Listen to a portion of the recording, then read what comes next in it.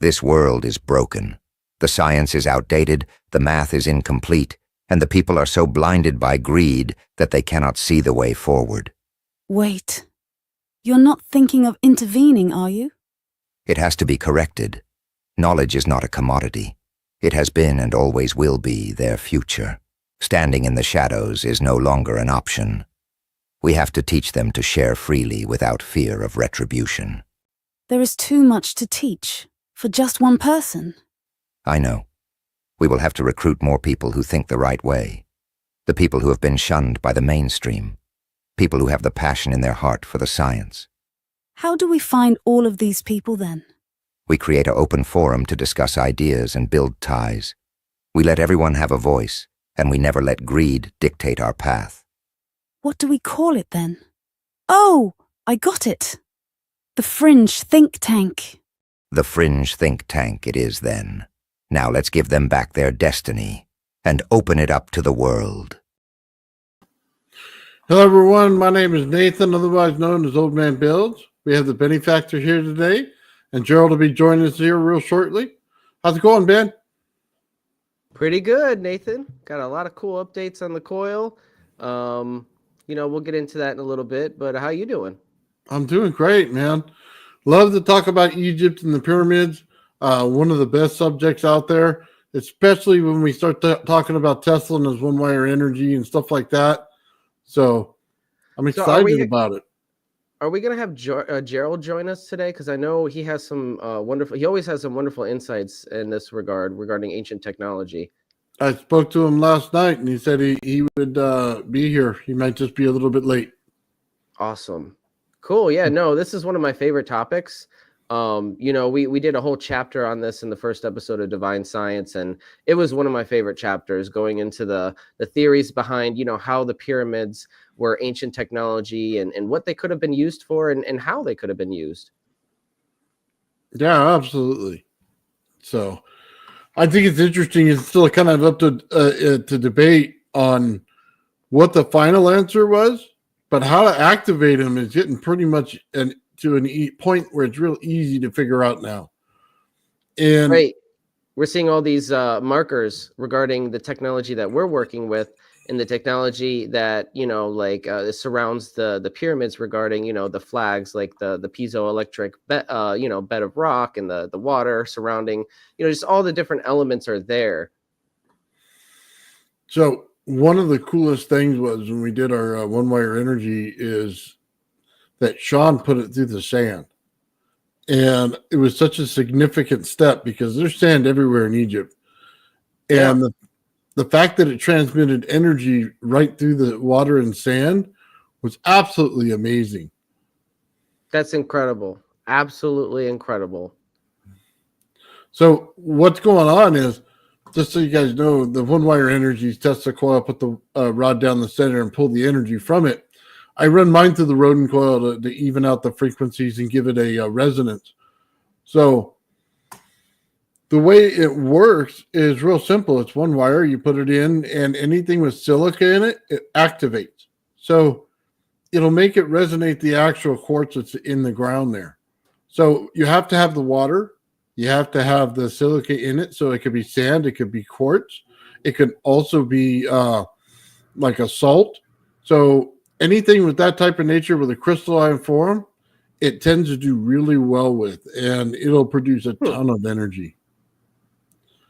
Is that because the crystalline form just has a natural ability to resonate?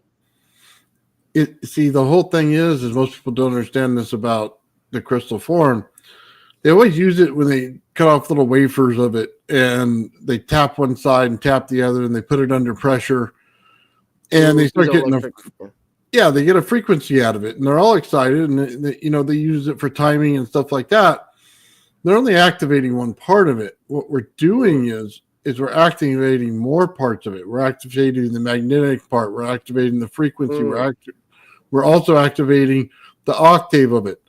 So what it's actually doing is turning the quartz on. It's forcing it to give you energy out of it when you don't think it's there. And kind of one of the proofs of it is when you can actually charge up a bottle with just quartz in it, And it's a glass bottle. You have water and quartz. That's it. And by your ability to continuously pump it in there, what starts to happen is it takes on the frequency onto the quartz. And then it'll actually light the light bulb right next to it without any connection whatsoever from the power source after a while. So that's interesting. I've always wondered, is quartz the only kind of crystal that can do that, or are there many different types of crystals that can do that? Or like, I know salt is a crystalline form, but it doesn't exhibit piezoelectric properties, does it? It sometimes does. Most time it breaks down in water right away, so you don't get the same effect. So fragile, right?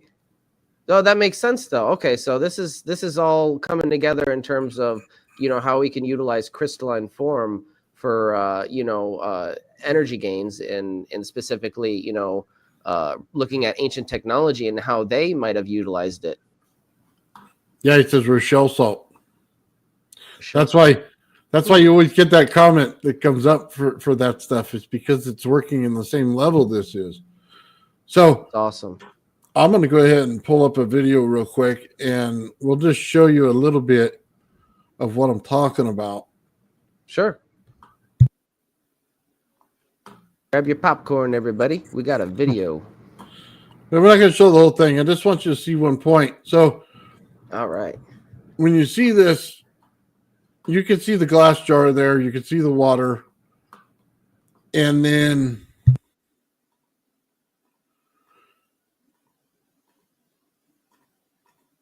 all I want you to see is this part at the end. So there's energy coming out of the glass bottle here, right? And it's much better coming right over the top because there's heat in there. It's done with hot water. Oh, yeah, because you shown a video like this before, but it wasn't that strong. Yeah, it got a lot stronger with the heat. Wow. So when I tell you you're manipulating something with the heat, we're kind of being serious about that. You know what I mean? You're actually, because of the heat, it's going to hold some power into it. Now watch. So the load there is absorbing the heat from the water? Okay. It's conditioning the actual piezoelectric to continue to resonate. Now what? Now look at it. I'm going to pull that wire out. Okay, I'll play it. Yeah, So the wire's pulled out right now. That shouldn't be on. Wow. There's no power going to it. It's simply the jar right now. It's still got the crystal resonating in it. It's a capacitor, right? Yeah. So have you ever heard the story in Egypt where the guy walked in and the light bulb was on? And he walked over to it, and as soon as he touched it, it went out? Wait, tell me the story. Okay, so the story goes, the guy walked in there and there's a light bulb in Egypt, and it's on the pyramid, right? And this is modern times he went in? Yeah, I don't know. I think it's probably a fable, to be honest with you, but I'll say it anyway. Okay. It's simply he walked in there and the light's on, and then he went over and touched the light, and the light turned off, and it wouldn't turn on again. Okay? So I say that to say this. This right here is the same thing. As soon as I touch that light, it goes out. But if I don't touch it, the light stays on. I'm breaking the resonance with the heat of my body. Right. It's a thermal effect. So it kind of goes to show you what's going on there. So would the pyramid continue to glow? Yeah, as long as nobody got near it and touched it, but your body pulls in the energy. It's using its capacitance. Yeah, I always imagined if the original builders of the pyramids could get a view of what's happening now, us going inside and touring like that. They're like, what the heck are you doing touring this machine? You know, like that's not, you know, this is a machine. You're not supposed to be going in and out of these. Like, it's obviously not meant, you know, for in and out traffic. You know, it wasn't if you look at the Grand Gallery, for instance, you know, like it's not meant for somebody to go up into that little small room at the top. You know, they had to build a platform just to get up there. Yeah. So, yeah, it wasn't meant for that at all. So the reason I'm telling you this is we're starting to get to the fact of what Tesla understood about the energy in the pyramid and how it's actually working. You see, when we tapped into this energy, we found something more than just, hey, let me light up a light bulb in the ground. We found out how to trigger the Great Pyramid itself. Because of the granite, because of the piezo, because how it's operating, because this communicates with that piezoelectric. That's the reason why it's working. That's why you want it here. What's up, hey, Gerald? No volume. Cat walked over it. Oh, good, man. You don't see them, but they're right now walking in front of the screen and all over the stereo, and it's never-ending cats around here. It's like his own little Egypt at his house. He's got all the cats. He's gonna lift his hat. There's gonna be one under there. I could say another word for it, but it'd come out really crass. Surrounded by. Yeah. We'll just say that. Yeah, that's funny. So I missed the first little part there. I've been super busy trying to catch up on all my work. I've been down for so long. So, but yeah, we're just talking about the Great Pyramid. We're talking about Tesla's one-wire power and how it's the energy that runs the pyramid itself. It's part of it, definitely part of it, a big part. Yeah, absolutely. The whole ground level of the pyramids themselves that was their extension of power between the Great Pyramid, the other three, the whole surrounding area, all the temples that sat at the base of the pyramid. They had power everywhere throughout Egypt. They had lights. They had, for all we know, they had static electric generators because of the power that they had. It was intense what they had. But they won't talk about that because if the Egyptians can't explain it, they didn't have it, right? So it must be just a big tomb. You know what I mean? I don't know. I don't think so, but no, I think also it means that they had energy and didn't have to rely on fossil fuels. So, yeah. Well, see, now I have an idea of Egypt when it was operating. I think it's way older than they say.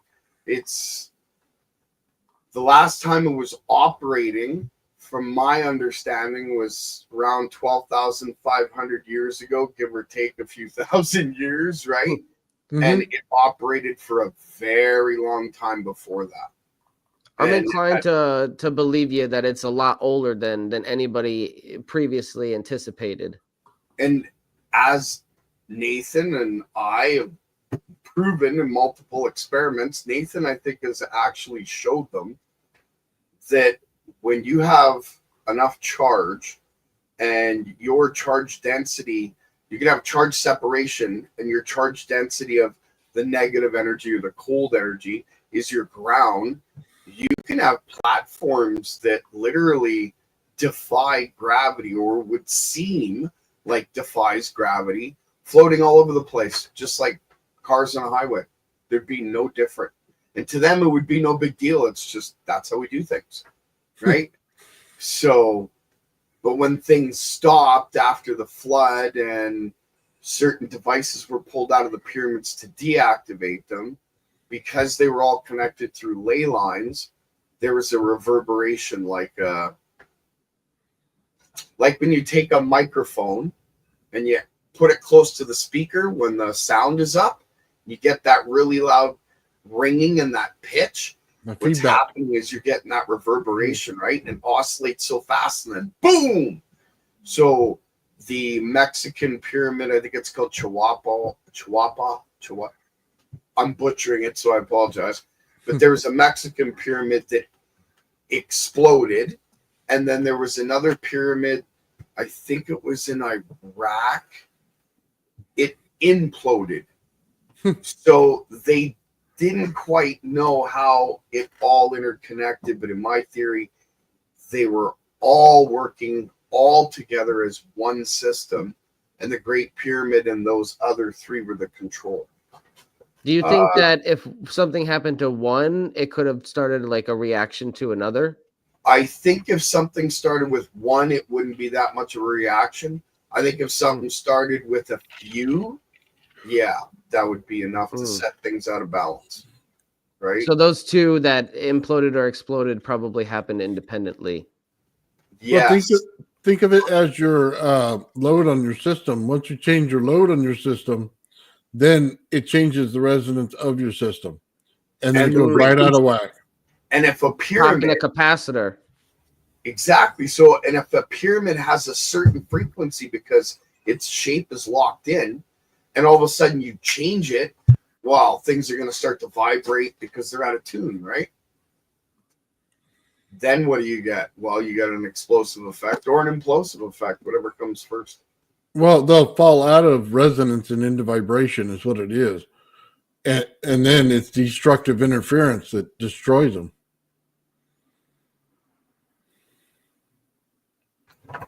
Interruption, sorry. Yeah, you're not wrong. I fully believe that the pyramids weren't just one or two or three. They were all around the world. We don't hear or see evidence of the pyramids that are in China. And apparently there's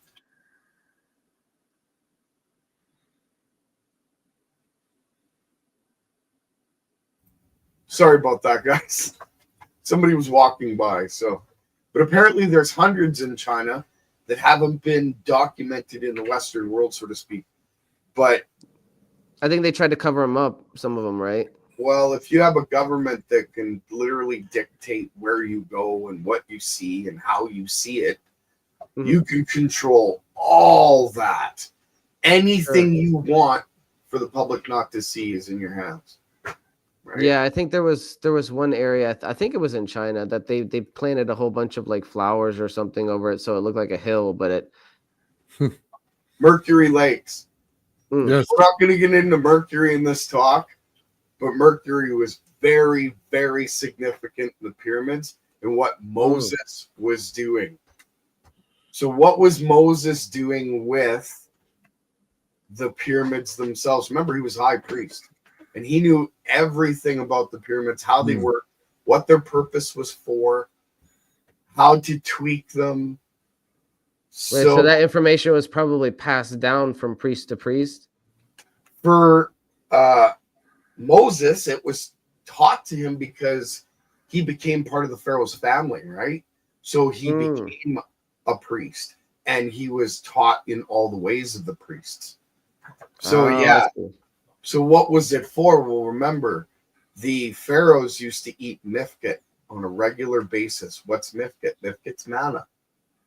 And mifkit is basically it's ormus. Okay? So if you look at the king's list and see how each individual king, some of them lived 10,000 years, some of them 20,000 years, people are like, that's insane. We don't even have that kind of history. Well, maybe we do and maybe we don't. We don't know because we've been lied to about a lot of our history. And it's evident. People see it everywhere. We just don't know where the lies begin and where the truth starts, right? And when it comes to the king's list, these guys used to eat mifkit like it was bread. It was nothing to them. And it would literally, it's high monoatomic elements. It's like nutrients on steroids, so to speak, right? So when you take that and you're sitting in a system that can create time dilation and that imparts into the body, there's a whole other aspect to it. But these kings and pharaohs, it's part of the reason why they lived for thousands of years. The long range. See, and if you go back to, you look into history, the Sumerian texts, they talk about kings that lived thousands of years. Oh, yeah. 1,000, 2,000, right? Moses was known to, or it's written, that he lived 975 or 900. Yeah, it was almost 1,000 years. Yeah. And he was a high priest. He understood what manna was, or mythgit, call it what you want. Philosopher's stone, white gold. There's many different names. But he understood how to make it. He understood what the pyramids were for. And he did what? He knew about the Ark of the Covenant. When he left and took the Jews out of Egypt and away from slavery, what did he take with him? The Ark of the Covenant. That isn't the only Ark. There's more than one Ark. So the Ark was in Egypt at that time then. Is that not something that's historically like documented? Okay, so I believe, and I could be wrong, and people dispute this all the time with me, and I understand completely. I got no evidence, no proof. Well, no, I also believe that the Ark of the Covenant could have been housed in the pyramid. So it aligns with my theory. I believe it was in the sarcophagus. So they took that and ran when he said, "Let my people go," and like part of the. Okay, so now that you've gotten that brought out, what Nathan did with that fluorescent bulb in the jar and the water, and how he took the so the pyramid, when you took the Ark of the Covenant out, would still run. It would run for a while. In fact, as long as it was in residence, you didn't pull too much of a load, it could run almost indefinitely. Because it was a battery, it was a capacitor, wasn't it? Yeah, it held the energy in there. There was capacitance and a battery factor involved in the pyramid itself. Okay. So the stones held capacitance. The outer stone, I can't remember the casing stone, that's they called it.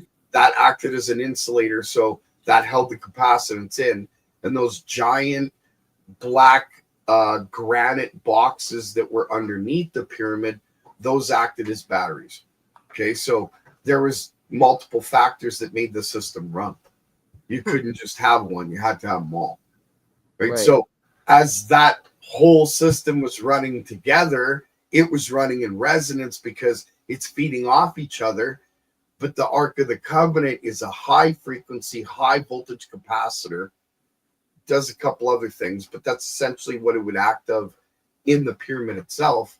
When they took it out, they didn't know they took it out because it was in resonance. So when they got to I think it's the Red Sea, the sea that they crossed, right? Red Sea or Reed Sea, depending on how you interpret it. Right.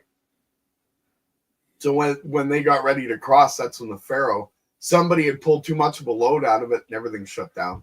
And they realized, right? The Ark's gone. Yeah. like John plugged in his hair dryer and we have too much on the system. That's kind of how John. it is. Look at what Nathan did with the bulb, right? He pulled so much of a load. What happened? Resonance in the water, boom, shut off. Well, there you go. It's the same active principle in that system. It's not the full system, but it's the same active principle. So that aspect actually plays into some of my recent discoveries and research with the coil, but we'll get into that later. But it aligns. It's completely in alignment with what I'm seeing empirically with the data. So and you should.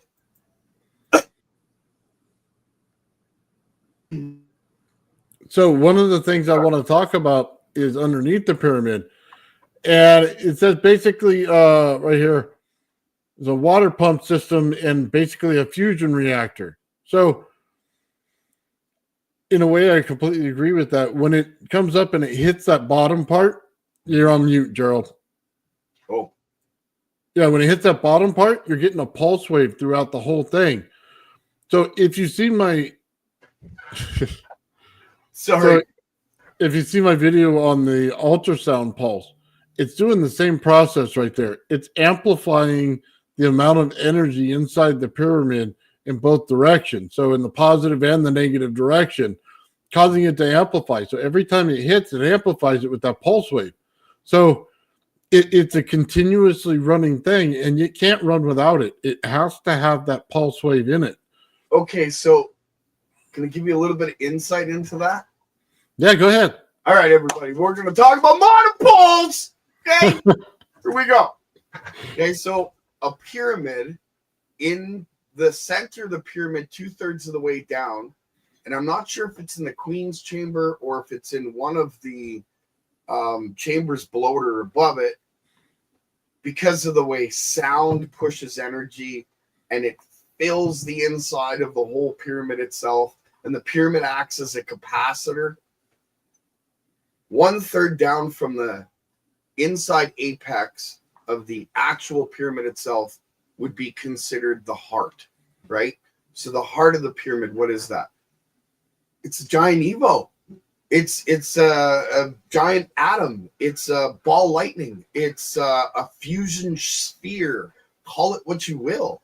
But that's where the energy concentrates at that point. And then it allows the pyramid to have many, many different effects that are going on around it. Pyramid wasn't meant for one thing. It was meant for about 7 or 8 different purposes. One of them, which we can't talk about, which drives me insane, but we can't because it's part of what YouTube doesn't like to hear. And frankly, we don't want to give the people that are trying to work on this tech any inclination as to how many different aspects are going on with this till we get it out. If that makes sense to everybody that's listening. You know what I mean? So the subject that I can't talk about is one of the aspects that the pyramid was built for. People seem to think that slaves were the ones that built it. No. Those were employees, right? If you had mentioned that before, that's an interesting theory. Okay, so let's go through a thought experiment, right? What if you wanted to get something done that was massive? Would you keep collecting people from everywhere, whipping them, beating them into shape, getting rid of the Especially ones if it was something that benefited everybody? You know what I mean? What if you had a health plan? That makes sense. Right? What if you broke your arm and your health plan just was so good 3 days later you could go back to work? That's a darn good health plan. Now we're talking a thought experiment here. Okay? So, but there's a lot more aspects to the pyramid than people understand. Frequency, light, vibration. What's vibration? Vibration's energy. How's the energy created? Well, we talk about water and the ram pump that's involved and how the pyramid goes and operates, right? That's just one little aspect of the whole system. You mentioned that you believe that the pyramids are a lot older than we think, and I believe you're correct on that. Do you think that people just conflate like the idea of, oh, the modern dynastic, what the Bible says is they were a slave culture, so the people who built the slaves had to have been, or people who built the pyramids had to have been slaves? What you're saying is basically it's a lot older, and the society was a lot different back then than was depicted in that story with Moses and the Jews. Absolutely. I absolutely believe that. I think there were slaves, don't get me wrong. There were slaves that were being sold in Africa. There were slaves being sold out of Ireland. There were slaves being sold out of the Western world, like natives. There were slaves being sold in every color, in every aspect of every corner of the world at that point. But I don't think that the pyramids were made by slaves.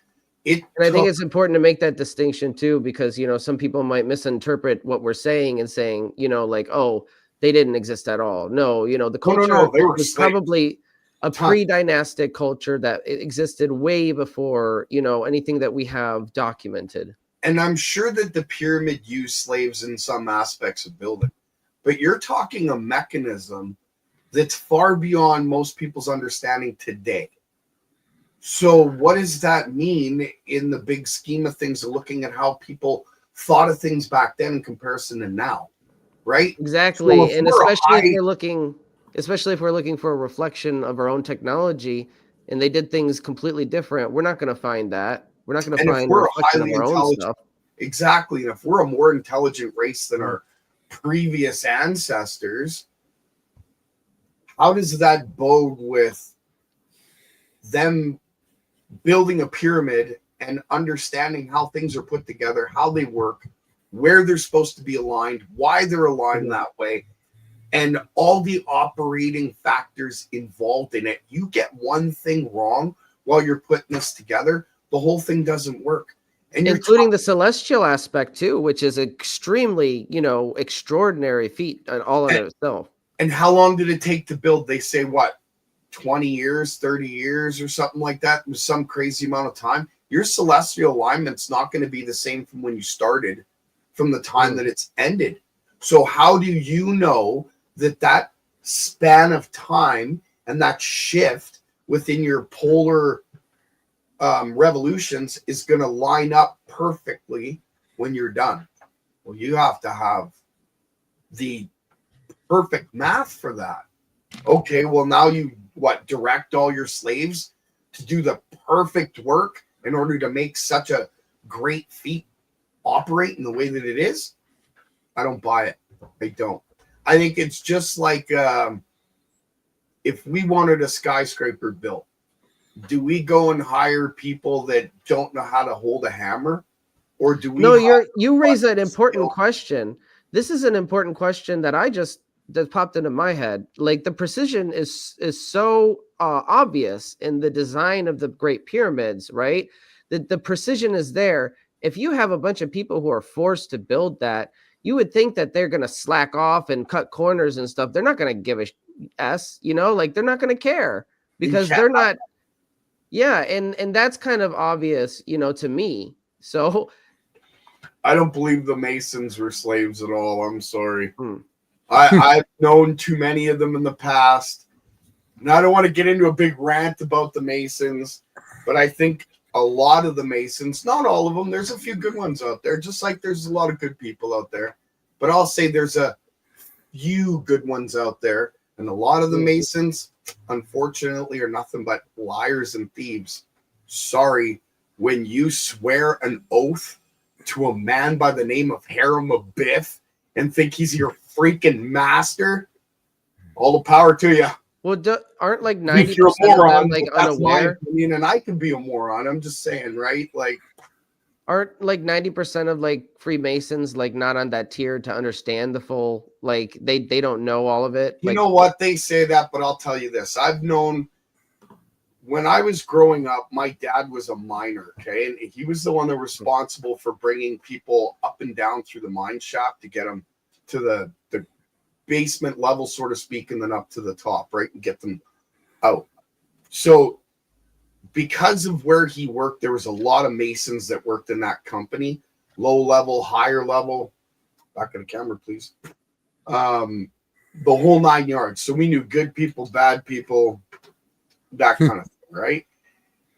They all knew the same thing, man. There's levels of knowledge in Freemasons where you can literally go to their libraries and only access certain amounts of information. But they all knew the same thing. It was a handshake and a smile, a wink and a turd, call it whatever you want. And they all had that symbology that we're looking at now, too. They do deals behind the scenes that make things happen.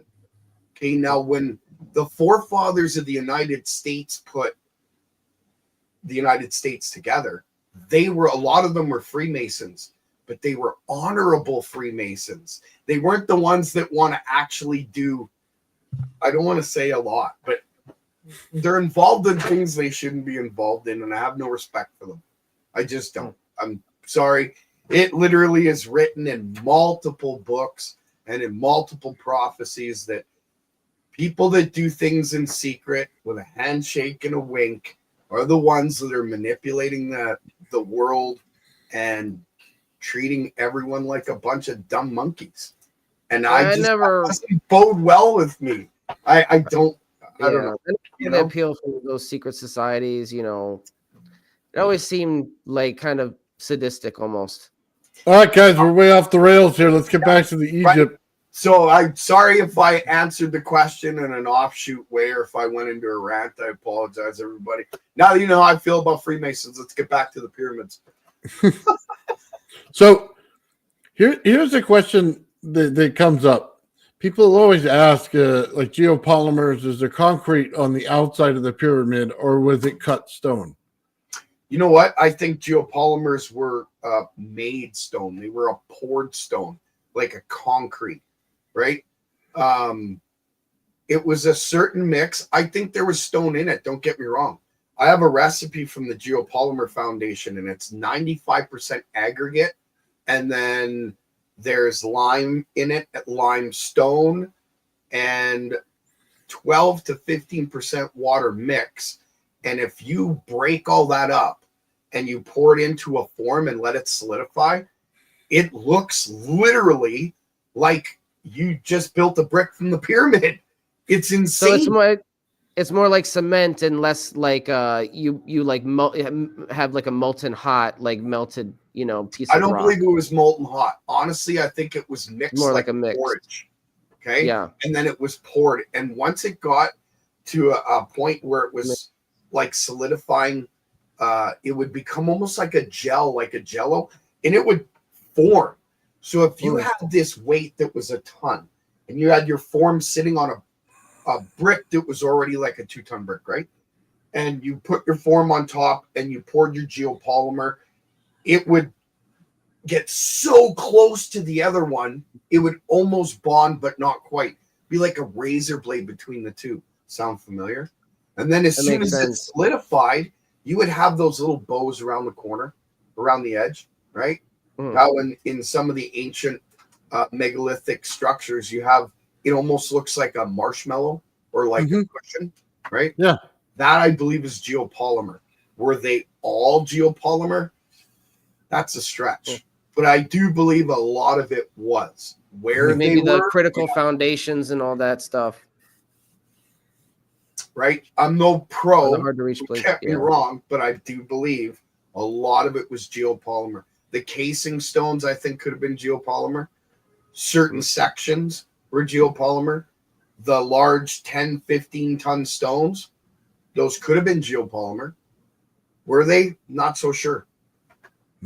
Because you could get into Ed Leedskalnin's Coral Castle and how he built that, right? And then you're talking about levitation. Then you're talking about, but is it levitation or is it the manipulation of charge separation through coherence of your environment? Well, what does that mean? So you electrify your environment, you charge your ground, you separate the charge while you're charging the ground. Your stone becomes literally the same polar, or it becomes a polar opposite of the charge of the ground. And it would seem like it's negating gravity, but it's not. It's levitating in a sense, right? Kind of like what I do with a coil over a magnet. You know, it sits there and then you can flip a switch and it jumps again, or you can control how far it goes up and down. It's the same effect. Once you have your control of your environment, your air and your ground, you can literally define where it's going to sit. So Exactly. Edward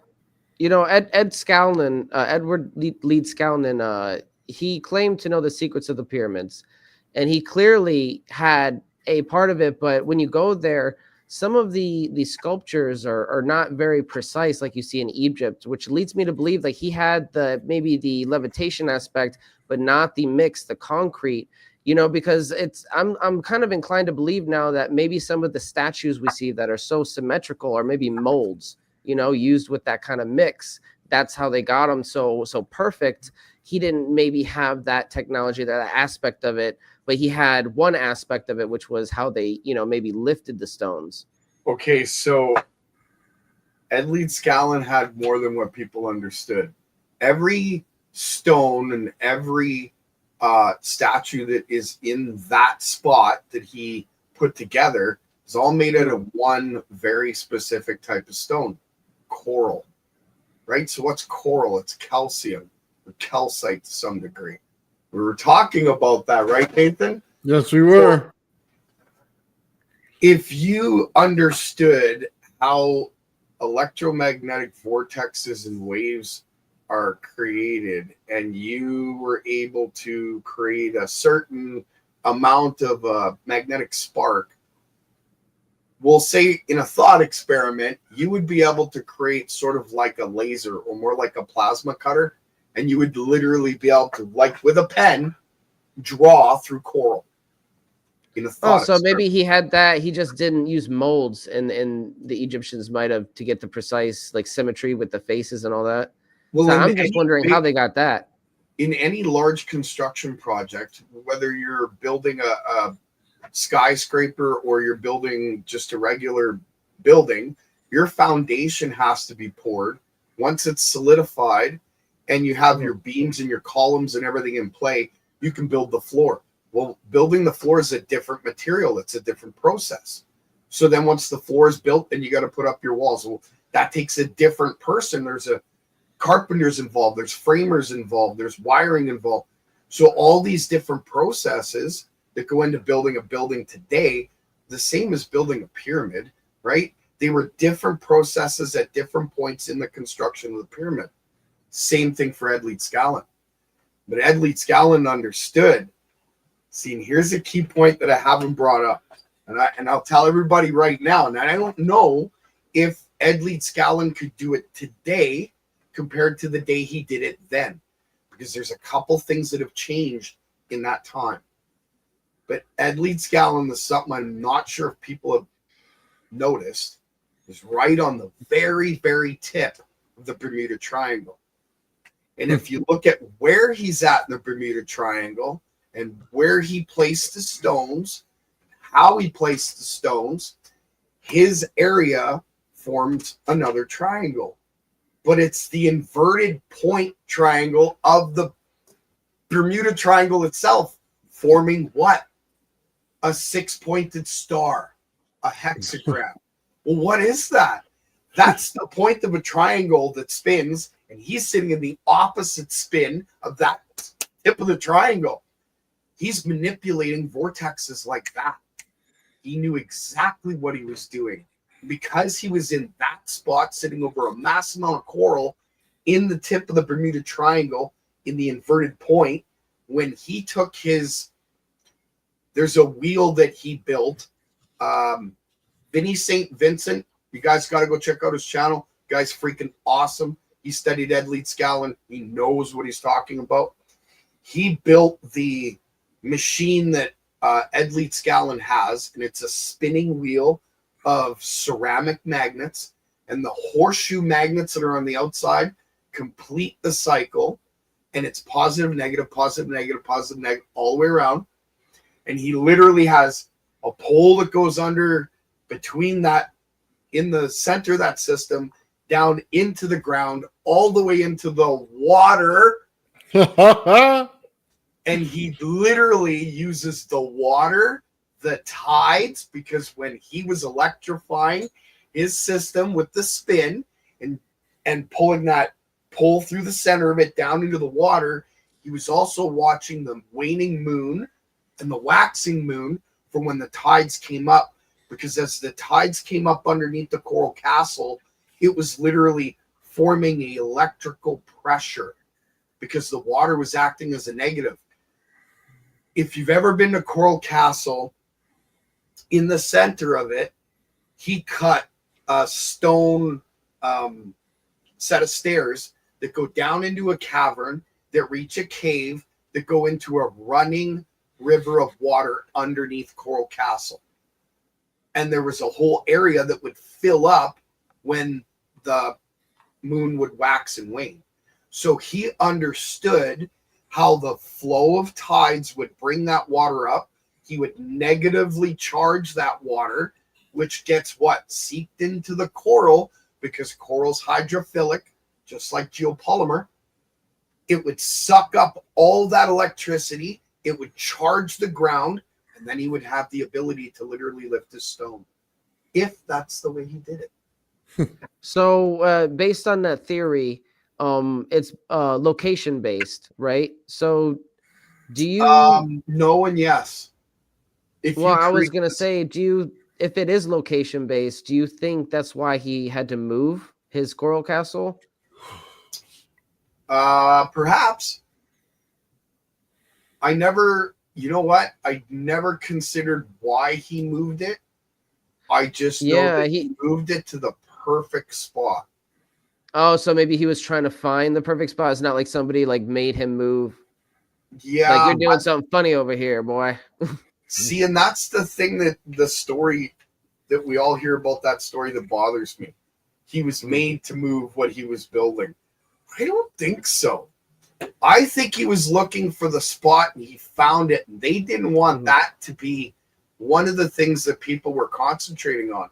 Because if you thought that he was looking for a specific point, a specific spot, you would try and figure out why that spot. What's so significant about where he's sitting? He's on the tip of the Bermuda Triangle, right?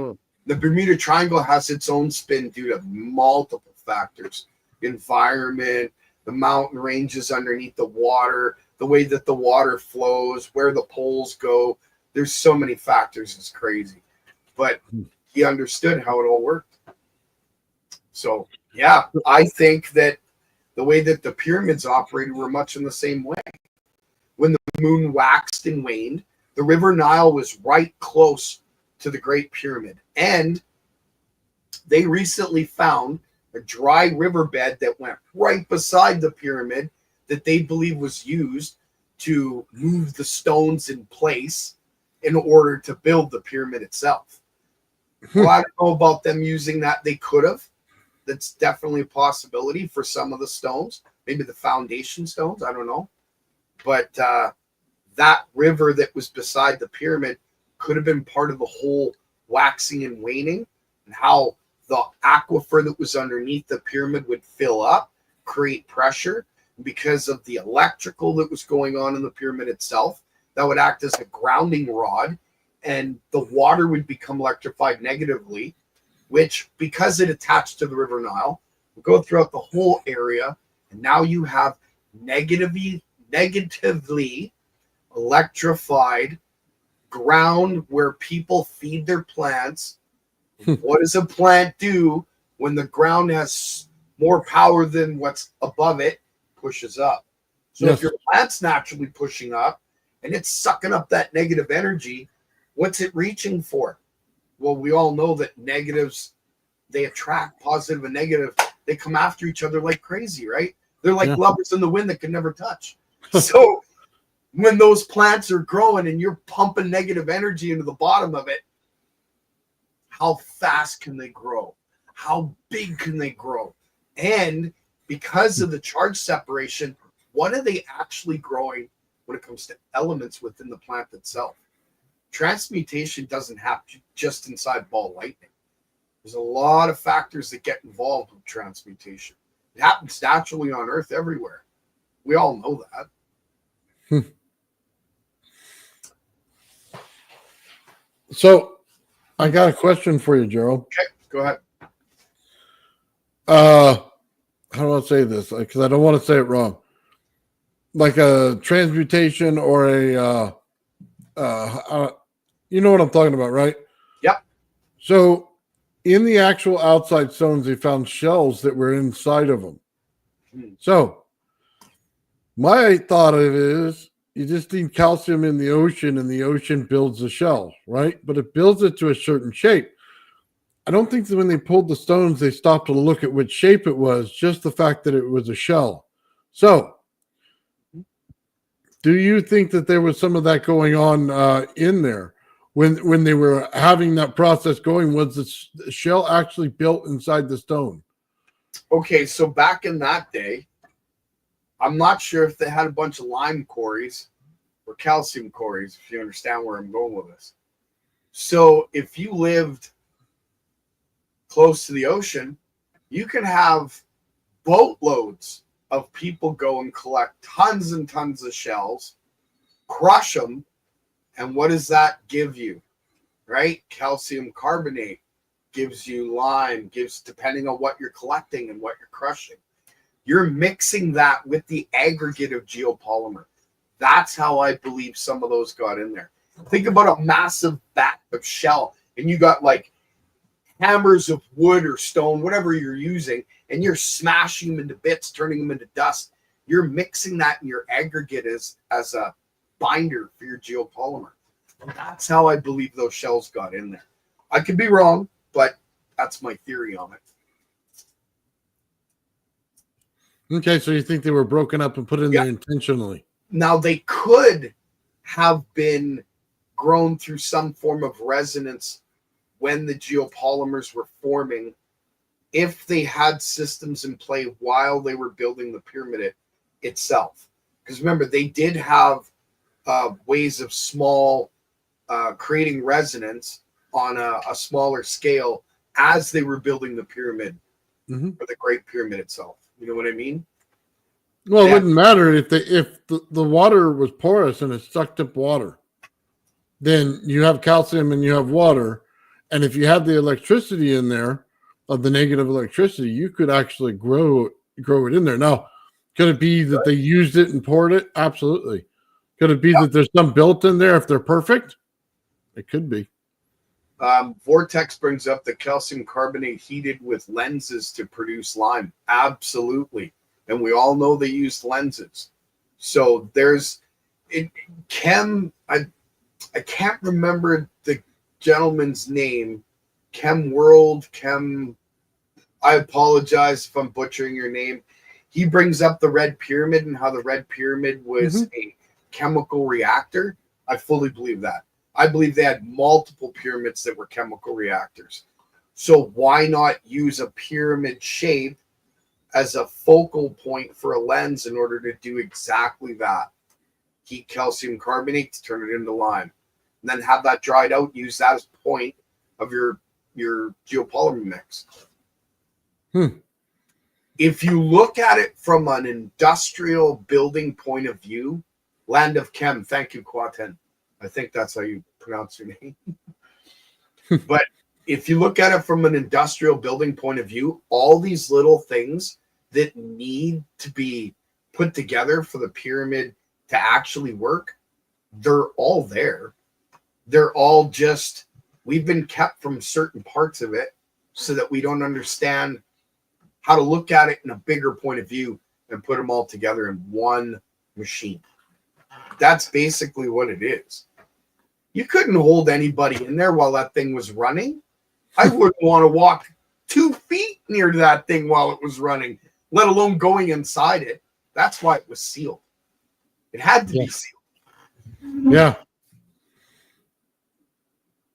It would be like creating a massive Wimhurst generator and then wanting to ride it like a Ferris wheel. You know what I mean? That sounds dangerous. You don't want to be playing with that stuff, right? Yeah. I think they were reactors. I think they were machines. I absolutely believe that.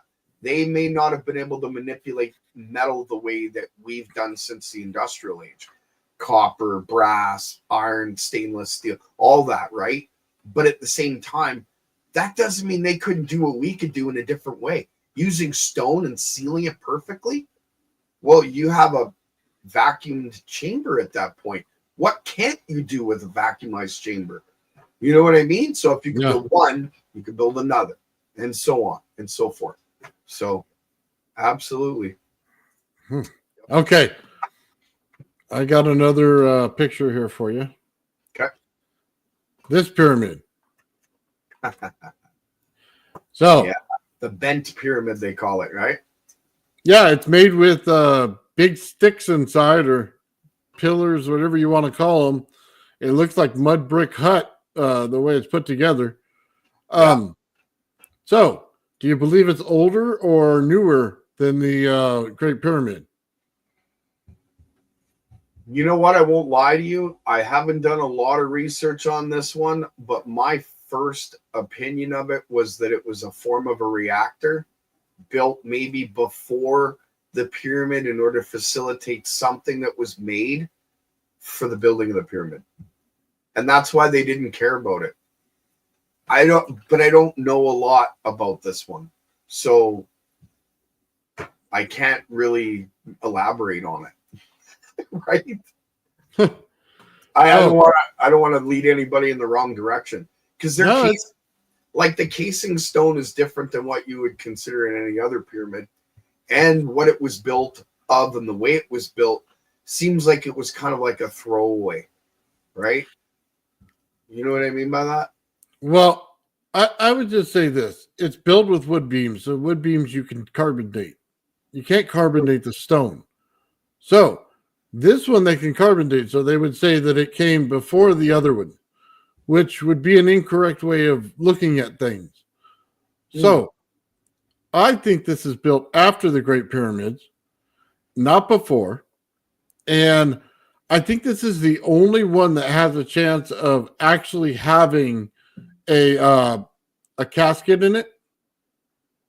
Oh, you think it was? Oh yeah, okay, I know what you mean. Like tomb, a sarcophagus. It's the only one. They did that to mock up the whole pyramid as a grave thing. How do you hide the greatest grave in the world? You make it look like something it isn't. Yeah, you could be right about that. So I think they're taking it apart now, and they're taking off the cover stones on the inside, which are just ginormous, like 5,000 ton or whatever they are. Huge blocks in there. Just crazy blocks. I get that. But the outside is built like those things aren't in there at all. So it kind of makes you wonder, what were they hiding? So I don't think that there's any chambers in this particular one other than the one in the center. So I just wonder who they were, like, if it is some burial place, would it be, or it's hiding a door. It could be hiding a door. Do you want to get into the woo? Oh, we can get into the woo. Okay, so let's get into the woo, people. We're going full woo. Nobody goes full woo. Maybe half woo. Never full woo. I'm kidding. Well, call me John. So imagine if we were able to access tunnels that went deep underneath the earth. We don't know what's there, we'll say. But as this thought experiment goes, we had access to deep tunnels. And these tunnels are so big, you could almost build a civilization in there. Maybe multiple buildings. Maybe multiple civilizations. Not sure, right? We're talking woo. But if you could get into these places and build a city because it's safe from the weather, floods, whatever you want to call it, whatever's going on at the time, war, whatever, you would want a way of hiding that entrance. So if you had a series of pyramids that were actual generators and machines, nobody's going to go near them. They know better. So why not build a pyramid that mimics that and covers a door? And then you can literally go in and out of this pyramid without nobody even looking at it or looking at you, because they think you're just maintaining, like you're the maintenance man of the machine, right? Meanwhile, it's a doorway to some place that you can get to. It's another civilization or a hidden city, or call it what you will. Just a thought in the woo. Okay, that's where I go with that. Possible. Not sure if it's probable. I'll give you a thought in the woo. Okay, and I don't know if the timeline would match up. Okay, but if you can carbonate the wood, and you can find out when Alexander the Great died, what would be the greatest hiding spot ever? Put it in plain sight, make it seem like something it's not. Yep, that's a good way of doing it. And we all know how, yeah, and we all know how the Freemasons, when they built stuff, or at least claimed a lot of fame to building stuff, they like to put things in plain sight and hide them right in front of you. Yeah, just like symbols on a church, right in front of you, right in plain sight, but you have no idea what they mean. Yep. And the pyramids would literally, with a casing stone and the way that they operated, the way I explained, when you had a sunny day and it heated that casing stone, remember what you and I have been talking about, manipulating heat and cold energy, turning heat into voltage, using cold energy to literally pull that voltage to where you want, and then use your amp somewhere else by combining the two, right? So if you manipulate heat and cold in this process, you now have full control. Absolute full control. So it could be a power plant that heats a city or cools a city, or you know what I mean? Like, Okay. Go ahead. Sorry, I have to do this, and I want to get back on track with you. Says there's no wood to carbon date, right? Yeah. What's that? Yeah. Right there. Right there. There's pillars. Yeah. Big arrow. It's a fake. It's a fake pyramid. It's there for an intentional reason. Yep. Now you can speculate all you want on why it's there, but that's wood pillars inside of a pyramid to hold the mud hut together. There's no getting around that. You can carbon date that. That is 100% genuine. Yeah, I agree. Sorry, Now, okay. I do agree with, I don't know who said it. I just barely caught it. Carbon dating is very hard to trust, especially considering what we know now about it. Yes, But I agree. at the same time, there are ways and tests you can do to get a general idea of its age. There's radioactive dating. There's a few things that you can do, right? So yeah, I love the pyramids. I think the pyramids were the generators of their time. They were like I don't know, water hydro dams that we have in Canada everywhere. They were the power plant for those civilizations of their time. And I think there was a war back 12,500 years ago. You could consider it a scalar war, you know, because they used this energy. They unfortunately used it for weaponry. I get it if you had to protect yourself, but what would you have to protect yourself from? If everybody has power, if everybody can eat in abundance, if you could, like I said, hypothetically heal fast, that's crazy, right? Yeah. I mean, what would you need weapons for? Unless there was something else that we're not aware of. Oh, he was talking about the Great Pyramid had no wood, and that's absolutely correct. Yeah, you're right. Yeah, the Great Pyramid, it's a marvel. It's genius the way it was put together. But it was also meant to be something that we were to look at and learn from and be able to put it together in our time with our materials. So the Bible, basic instructions before leaving Earth. I know nobody wants to hear about the Bible. Well, too bad. Sorry. There's instructions in that to talk about the pyramid and how the pyramid works. If you understand the symbology and how to depict the symbology of our time to their time, and then put it together, because it matters. And I'm telling you, you're going to find way more than you think you found. I was blown away. Okay, hold on. I'm writing a book on it. Have you seen the Black Pyramidium? Yes. I don't know a lot about it. It could be the capstone of one of the pyramids that operates, but I don't know which. They say like that there's a black pyramid in Antarctica, but that's just a conspiracy theory. Of course, we all know conspiracy theories are just premonitions of things that'll be proven 6 months from now. But that's not the point. It's about the way it works too. Yeah. So far in the last 10 years, that's the way it's been. Anyway. Yeah, let me pull it up here for you. So here's what I wanted to look at on this thing. This is why I asked. Cool. So right up here at the top, you see the two snakes. Mm-hmm. You see the ball right here. Okay. Now you also see it down here. You also see that these are what would be the Baghdad battery right there. Yeah.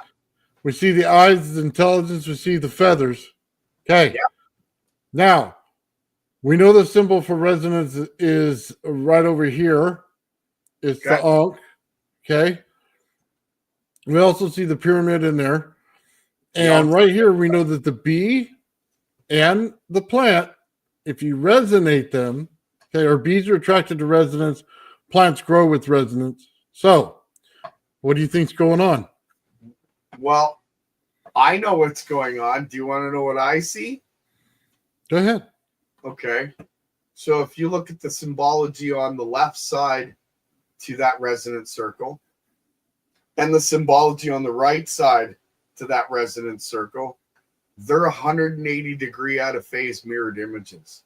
And if you look up top, both wings are mirrored images of themselves, 180 degree out of phase. Same thing with the eye. Remember, the all-seeing eye, not the all-seeing eyes. So it's a recipe. That's 180 degree out of phase mirrored image in order to create what? 3 times 1, maybe? I don't know. I'm just saying the 3 little bells that are in there that ring away. Maybe I'm wrong. I could be. But I believe that that's a recipe of being able to manipulate electromagnetic waves. It's 180 degree out of phase, 100% all the way. Every bit of that picture is a mirror image of itself. And they only talked about the all-seeing eye, not the all-seeing eyes. So I think this is a formula. I really do. I think it's a formula to being able to create a system that is electromagnetic that works in the same way as a pyramid. Who knows? Maybe this is the master formula. It would take a little while to depict all the symbology and all these hieroglyphs. Well, if it's you think it's kind of small for a capstone, right? But if it was a capstone, it would make sense that the instructions are written on it, right? Right? And there's multiple. Maybe they were meant to sit in the Great Hall so that they all knew it, and everybody would, they would teach the young pharaoh that was coming up, oh, this is how we do it. This is our formula. It sits in the Great Hall. It was given to us by whatever. You know what I mean? This is our latest model capstone over here. Just saying. So, one thing I would say is they talked about the Black Pyramid, which would be the 4th pyramid in the Egyptian plateau right there. So, it's made of basalt. And if I'm not mistaken, this capstone right here is made of basalt. And it was said that all the hieroglyphs were on that one pyramid. So, there is a road right in front of the Great Pyramid that is pure basalt. Oh, and go ahead. If you look at the size of them, they could build a pyramid out of what's right there. Just the simple size of the blocks. So I'm curious, or just a thought to put out there. Is that a road of basalt? Yes. Or is that the base of a water channel and made of basalt? Just a thought. Just a thought. Remember, they used water for everything. They used it for a negative power line. They used it for feeding their plants. They used it for water was essential, right? Mm-hmm. Well, it was also an essential electrical tool. We've proven that in our experiments. You know what I mean? It's all connected. Basalt is just simply dried lava, which is magnetic.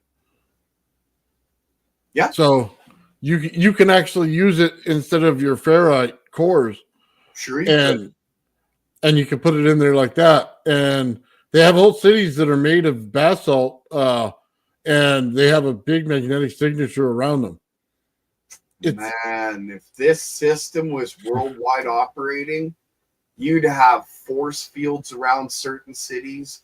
You'd have places that you could go to that would literally, it's about the subject we can't talk about here, right? There's so many factors that come involved if this was actually running. It's just amazing. Your water would be so clean. Oh my God. Oh yeah. It would literally be like Eden on Earth. Boom. Right? Yeah. Yeah. So Yeah, that's a big boom. If you really understood the pyramid, you understood they're everywhere. That would also mean that you had to understand that they were a global society. Yep. And as a global society, it would make sense why you're finding Egyptian hieroglyphs around the world. And it makes sense why they keep the other pyramids that aren't known about secret or hidden. I know where there's an underground pyramid on the border of Saskatchewan and Alberta in Canada. You ever heard of a pyramid in Canada? No. There's multiple, but Really? they're not seen. Yeah, they're underground. Remember, we went through a great flood. What's Canada? It's a series of plains, right? Wasn't always a series of plains. So all the water that brought in all that material had to sit somewhere, right? Well, this place used to be a valley. So what's underneath all that mud and dirt? So Bunch of maple leaves. Oh no, wait. Yeah, maybe. Old maple trees, right? You never know. Yeah, I'm just kidding. Yeah. So you know what, Gerald? You got me last night, by the way. You told me about the planes and stuff, right? So I woke up in the middle of the night and the TV was on. Guess what was on? The intro to Yellowstone. So there's just a giant plane, and then it goes into Indian tradition, and then you start seeing the actual show. So I thought it was poetic to see it as soon as I opened my eyes. There it was. Right? Right after the conversation. That's a special place, Yellowstone. There's more things in Yellowstone hidden away that people have no clue about. But we'll save that for another topic. That's a 2-hour conversation. That's like talking about the Grand Canyon.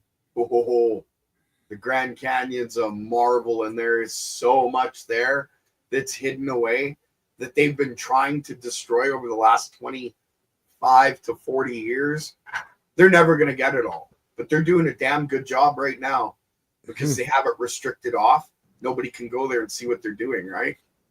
You know, I'd really like to go there, but I am not riding a donkey down. Well, that's the problem, right? That's the problem. It would take like 300 helicopters with like 900 men to drop in there with cameras in order to actually document anything before getting stopped. There was a gentleman that brought his drone just up on the opposite bank of where the restricted area, and it was like dropped out of the sky. And the guy's like, I've done this a million times with this drone. Why here? Why now? Oh, is it like a no-fly zone or something? When he got it back and looked at it, it'd be an EMP. Yeah, it was no fly zone or something. But EMP is not a traditional thing that you would use to shoot down a drone, is it? What, an EMP? Yeah, is that like the go-to? Well, that's not a go-to thing, man. Yeah, like you usually send like a like a missile or something, or no, you maybe shoot it down. No, you'd break the radio signal with like a jammer or a type of a reverse scanner. Yeah, but not an EMP. But all of his circuits were fried. The thing was done. Unless you have a directed weapon for EMP blast or electrostatic blast in one direction. And that would fry everything in there. Trust me, my garage knows all too well about electrostatics. Yeah. Oh, yeah, I got a suggestion for you. And I got to give kudos to Sal Paez on this one. Okay, so Sal, hey, he suggested this. Why not hook up an electrostatic Wimhurst generator to a Tesla coil? See what you get. I already know. When he said that, I was like, oh, why didn't I think of that? What is he looking for? Sal Paez for that one. What's that? What is he looking for? I'll tell you off air. I'll do it. I have plenty of Tesla coils. There's a way to do it, though. Okay, you don't want to just hook it up to your primary and just like a regular way. No, I'll cap it. So I'll here's cap it, check the resonance value, check the power value, and then run it. Yeah, and then run it like that. And Yeah. think about not having a power source. Because a Wimhurst generator runs on like nothing, right? So then you have your electrostatic buildup, right? Well, what are we playing with here when you're extending your power? You're using electrostatics, using the cold energy to pull that amps through and use it for your load, right? So if you're already packing the system electrostatic energy, just a thought, how did the pyramids start when they actually turned it on and started it? It's another thought. You know, one of the next experiments I wanted to do was to make saltwater batteries and simply run this, run it through and see exactly how much power there is, say 6, right? Yeah. How much power do you get out of 6? Can I chain them together like I would regular batteries in order to get the volts and amps up? Yeah. Then if I drop in this power to it, will it work just like a Bendini device? And will it give me that extra energy through it? I can hook up a Tesla coil or I can hook up a Wilmhurst and then see which one does what. But at that point, can I loop the system? That's all I wanted to do. It has nothing to do with anything else. Just can you loop it? Yep. And it's, I think there's a possibility to do that and even get a voltage regulator in there in order to, turn it up and turn it down. So you don't need it. I don't think you need it. Well, you probably don't need it, but I would like to have it for safety. Yeah, I get that. I don't want to drop it at 30 volts and go, oh, this is fun, because it turns your cold energy in the center to hot energy because you're putting too much value in the outside at a 2.5-inch pipe. So if I went to a 4-inch pipe for my Tesla coil, then it'd be fine. Absolutely fine. Do you remember the size of the Tesla coil that Tesla used in that picture? The diameter must have been about 4 or 5 feet. And then he had like a solid, I don't even know, man. It must have been a 4-inch pole in the middle. Could you imagine the power he was getting out of that? That's what led him to the Warden Cliff. So when you talk about saltwater batteries, I have a theory on that. I don't know if anybody out there is watching has made Tesla coils with saltwater batteries, because we're all used to using high frequency, high voltage capacitors. We think they're better. And they may be to some degree for a lot of things. But don't you think that Tesla kind of knew about capacitance? There was a purpose for those saltwater batteries? And I have another question for any of those out there that have been using Tesla coils with saltwater batteries. How long have you used them? And have you looked and tested the water after using them for a period of time? Just putting it out there. Oh, I know where you're going. I know where you're going. Something to think about, ladies and gentlemen. Keep it in mind. That's a true innovation right there. Hey, Ian. I can tell you some stories. Hey, Ian. Shout out. Yeah, I was looking into it because they had a lot of different references on saltwater batteries, and it was easy to make and relatively cheap. You could do it in your garage real fast and give you the answer within a day. It's a glass bottle with an aluminum foil around the end, and you tap it through a wire in the middle and acts as a capacitor, acts as a... Well, one acts as a capacitor, one acts as a battery. The foil on the outside acts as a capacitor. The two electrodes being different on the inside works as a battery. But go ahead. If the electrodes are the same, it works as a capacitor. Okay. What happens to a battery after a time of using it? Your plate sulfate builds up, right? Yes. So when you're using a capacitor and it's dielectric and it acts as a battery, what happens then? Something to think about, everybody.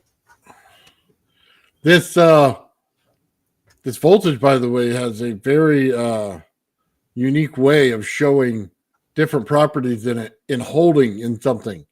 So I'm wondering if that capacitor would show a bigger value in there just based on what we know about the text so far and that light bulb next to the jar. Good connection. I was trying to get you there. Freaking awesome, man. You definitely need to use saltwater capacitors. Now, the other question is what type of salt? Everybody assumes that it's table salt. Is it? Are you sure? Rochelle. That was a genius. You think he just used table salt? Just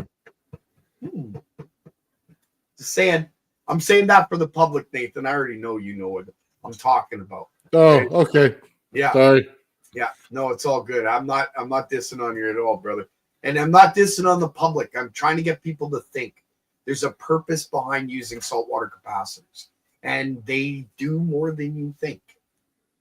Nathan's he's playing with the stuff too. He understands. Yeah. Start playing with it. Do the darn experiment. Just kidding. Snap into a Slim Jim. Oh, yeah. Have fun with life, everybody. It's short. Right? Yeah, I got a fun experiment going on tomorrow, Gerald. I decided I wanted to do it, and I'll keep my Tesla coil out of the center. And okay. What if you did a nested Tesla coil, like a Tesla coil right inside now. a Tesla coil? I already know what's going to happen, but I'm going to let you find it out all on your own. Okay, so I don't know if you're going to share it or not, because that's a experiment that could change some things for a lot of people. But you know what I mean. if it goes off in a peaceful way, I will share it. If it goes off in a weird way, yeah, I don't know that I would show that. And let's just put it that way. I hear you. Hopefully tomorrow doesn't have a lot of like dew in the morning or anything like that, or a lot of overcast. So I'm going to take my front yard, and it's, what is it? 30 by 20 is its size. And I'm going to run one wire power, so I'm not going to lie to anybody. I'm putting a wire to everything, okay? It's how I connect it and why I connect it's the reason. So it has to be grounded out, but it's going to be grounded out in two different ways. One is it's going to be grounded to the ground. The second is going to be grounded back to the circuit. So where my Tesla coil grounds out at, okay, on that wire, it's also going to ground out there. So I'm literally going to take this thing and put it in a rectangle and have 8 different lights go off. And they're the 4-foot lights, so it's going to, take a little bit of energy to do it. And then I'm going to pull it back with my negative. And I just want to see, because I know the ground itself gives me extra energy, but I also know the ground wire, when it's connected to my Tesla coil, and that also gives me an extra energy, and it produces a loop. And this is what Gerald's referring to. When it produces a loop, you get strange things happening. So we're gonna roll the dice. Yeah, we're just gonna roll the dice and see what happens. It's up to you. Yeah, I want to say it. I want to say what it's connected to. I want to say where it comes from and how old the idea is. Remember, you guys, I've said this before. We've talked about some multiple lives. There's nothing new under the sun, but we're rediscovering things that were from ancient times. That just Nathan, he's on it. Okay. Listen to the way he's talking about the experiment being put together and what that might do and what it might form and why it might form it. Everything matters, right? Everything's connected. So I don't know. Should I say it? Should I say what it's for? No, you could tell them what to look for and see if it shows up. No, I want to leave that for your experience, man. I don't want to tell you what you're going to see. Because if you do it right, okay, so we'll do a thought experiment, okay? We'll get into a bit of the woo. So here's some woo. What if it all connected and looped back, and that whole energy loop created a bubble, and that bubble formed a field. Sounds like something maybe Atlantis could have done back in the day, huh? Just a thought experiment, everybody. There's a cup of woo for you, okay? Did I mention that each spot they connect to is a coil? I'm not saying it's going to work that way. I'm just saying it's a possibility. We'll see. We'll see. There's one way to find out. So just so you guys know, and I haven't released this yet, I did a little experiment. I actually took my Tesla coil and you run it regular and you put the wire down there, just like I showed before. But this time, I went all the way into my laundry room, which is over here next to this one. And it was getting poor light. We're at 25 feet at that point. And I'm getting barely any light. You have to shut the door in order to see it. Turn off the light and you'll see it just fine. Now, I did not have a negative connected to it. I did not pull the negative through the system. So what I did was I said, okay, this sucks.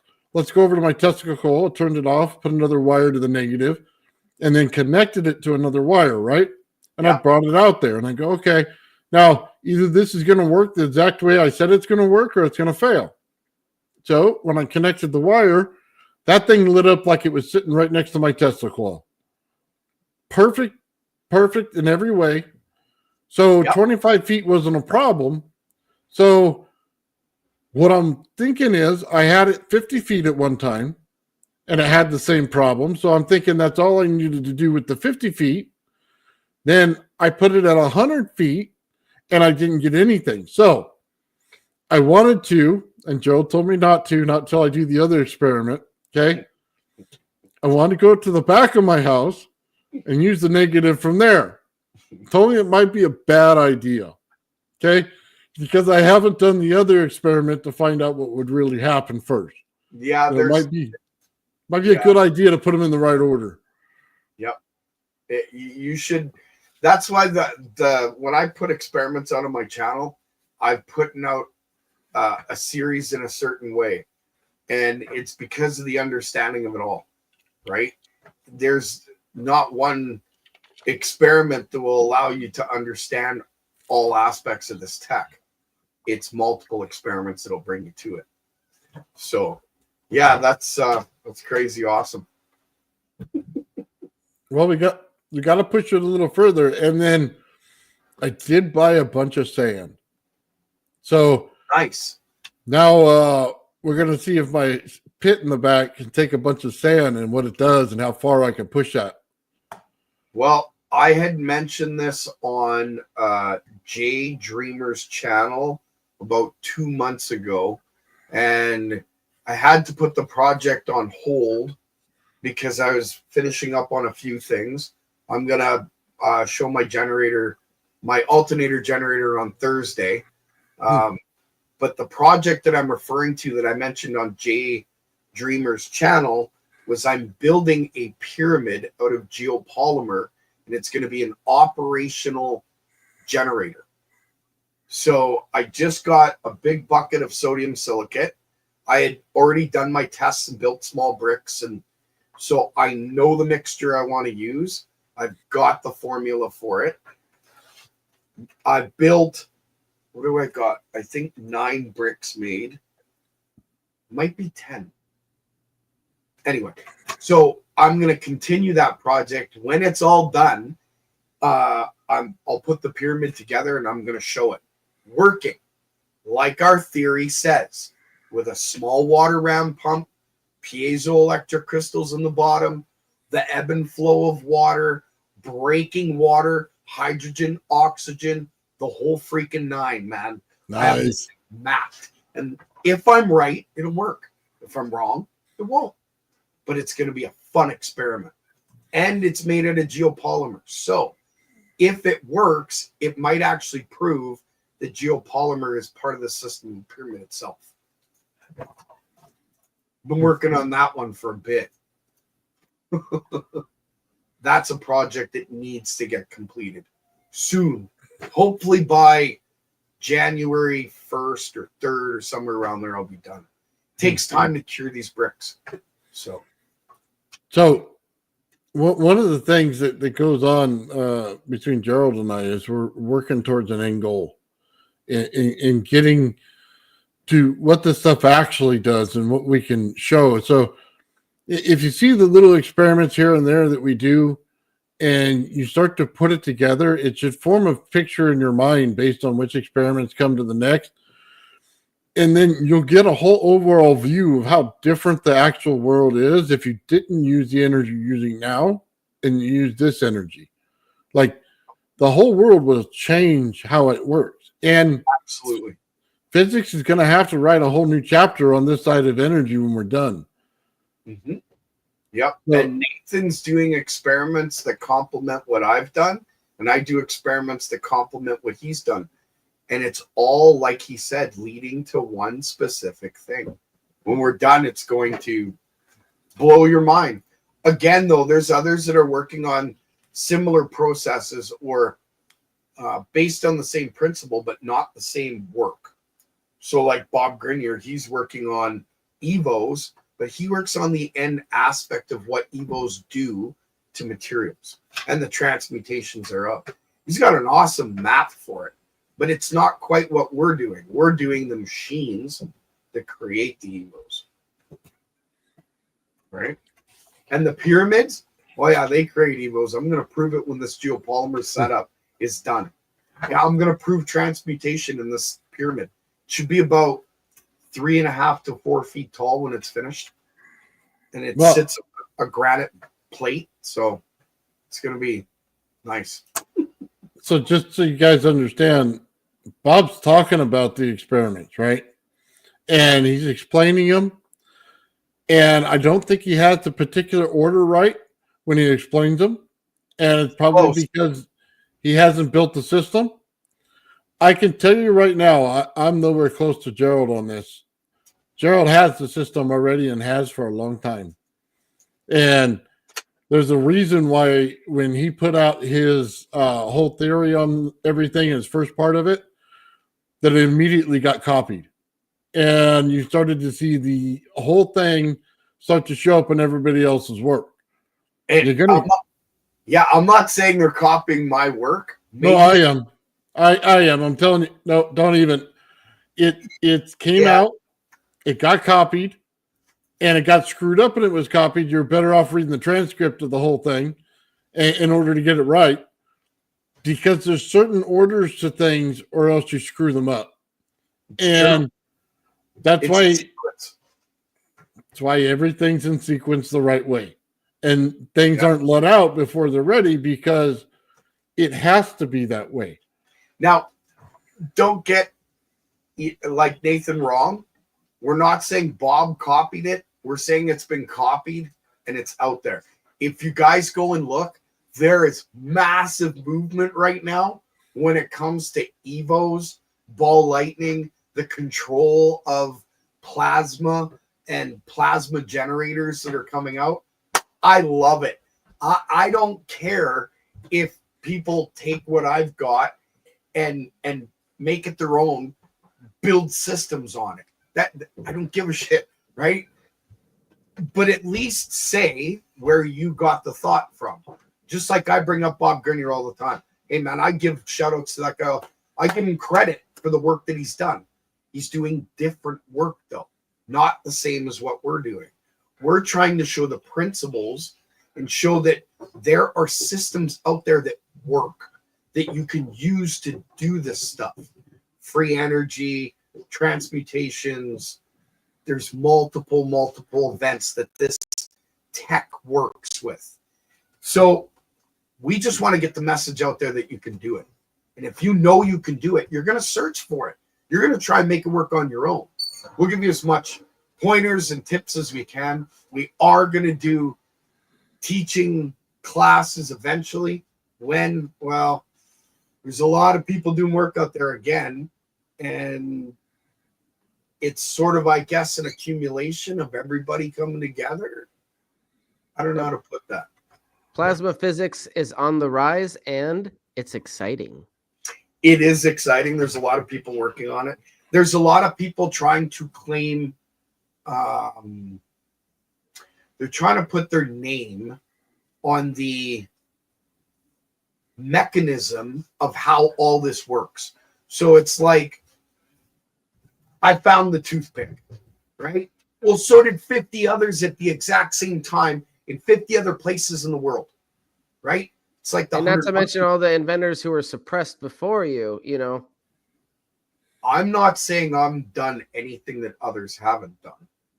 I'm saying all this stuff's been done before under the sun, prior to me.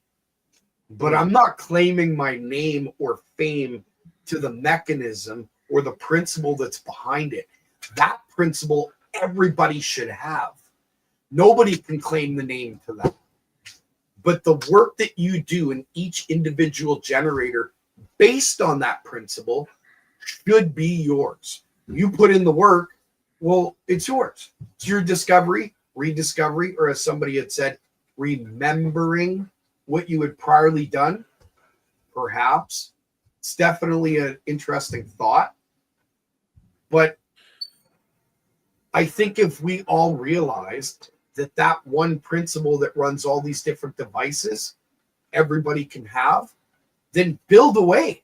How many devices can you build on this principle? Look at the Tesla coil. Works the same way as the pyramids. What I've got works the same way as the pyramids. What Ben's got, you're getting there, Ben.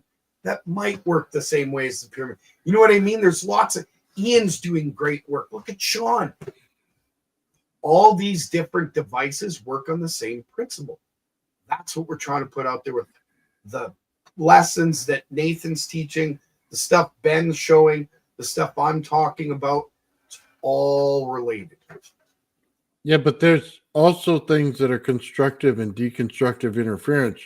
You may have something that's close in the end, but it's ultimately destructive, and that's bad because you're not using it for the right reasons. Well, And I'll say this. I'll say this before you go. Okay. Well, I'm not going to go, but I got something to say. I will not give any of this tech to anyone that wants to do anything militarily with it ever. Or harm another person. Like, what do you want weapons for? There's enough. We're not into that at all. Okay. No. With that said, Gerald, go right ahead. Kind of forgot my point there. Sorry. Yeah, you know what? When it comes to this tech, and I'll say this, Bob Grenier has done awesome work with Hank Urin and his bagel coils, but you couldn't pay me $1,000 to stand in the room with that system. You couldn't pay me $1 million. Not even $10 million. I know what that system is like. I know what it does, and I know what it can do to the human body. I want nothing to do with it. All the power to you guys. I hope you're taking the safety precautions when you use that system. Pray that you do. And I've seen amazing work come out of it. But it's like a pyramid, man. When you're using that system, in the pyramid's operating, would you want to walk into it while it's running? Well, that bagel coil system, like I said, I've built, now I'm at 198 coils of sacred geometry and different types of coils. So I understand the flow of how they work, different energy, the waves that are created, the coherence with your environment, the coherence with charged particles that are in your environment. The bagel coil works differently. And it's everybody that uses the bagel coil understands you can't be near it when it's running. I stand right next to mine. I've got complete control over the spherical center, which is a gyroscopic flow of energy. It's ball lightning, an evo, call it what you want. Multiple people can do this. I'm not doing anything different. I'm not claiming any fame. I'm just saying. So what they're working with is not at all what we're working with. And the way that they're using the energy into the bagel coil, makes me nervous for the people testing with it. I hope they're putting all the safety mechanisms in play, because I don't want anybody to get hurt testing this stuff. The stuff's crazy. It's awesome, but it's also dangerous. So the coils that I use, just the very winding and how they're built, create constructive interference. The coils that operate like a Bago coil, they use destructive interference. There's a difference. They have constructive interference in it, but there are parts I wouldn't want to stand near. Awesome work that they're doing. I applaud them. I'm not denouncing it at all. I'm just saying I wouldn't want to be in the same room as it operating. But when it comes to what I'm working with, and I'm not saying promote myself, I don't care about that shit. But just so that you know, safety, I've been standing next to mine for 12 years operating it. And I'm not talking in the same room. It's sitting up against my stomach, and I'm doing these tests. If I was in danger, I would have like stomach cancer or something, or I'd be all messed up, or I'd be. So all I'm saying is there are systems out there that have constructive interference just by the very design, and some have constructive interference by its very design. And that's what you need to start working on. That's why we're trying to get all these experiments out. Yeah. By the way, it shows in some of the experiments, okay? When it's constructive, you'll see it continue to resonate. When it's destructive, it starts to not work that way. And how do I want to say this? I have both in my experiment, and I can flip between the two. I don't identify them when I do the videos, and I probably should, but I don't. So And a good example of you showing deconstructive interference, when you were doing the Jacob's ladder between the two cans, and the you showed just before that, or in the same video, when you showed, oh no, I don't think it was the cans, actually, it was the dancing flame. It was the dancing flame that you showed what I'm talking about. So let me pull it up. So the deconstructive interference you showed was when you took the anode and you pushed it towards the water, and the water showed the indentation and the inflammation of that energy. So it pushed it, right? That would be a form of deconstructive interference, because it's a hard push. It's coming against the water. It's not working with it. This energy is a subtle energy. It's like a tickling motion. It's not a, here it is. It's more like, here it is. Now collect it, and then here it is again. Not like, wham, let's get it working. You know what I mean? Mm-hmm. It's the difference. All right, I'm going to play it real quick so everybody has an idea, and I'll rewind it for you and you see it. Make some high voltage down on top of this wall.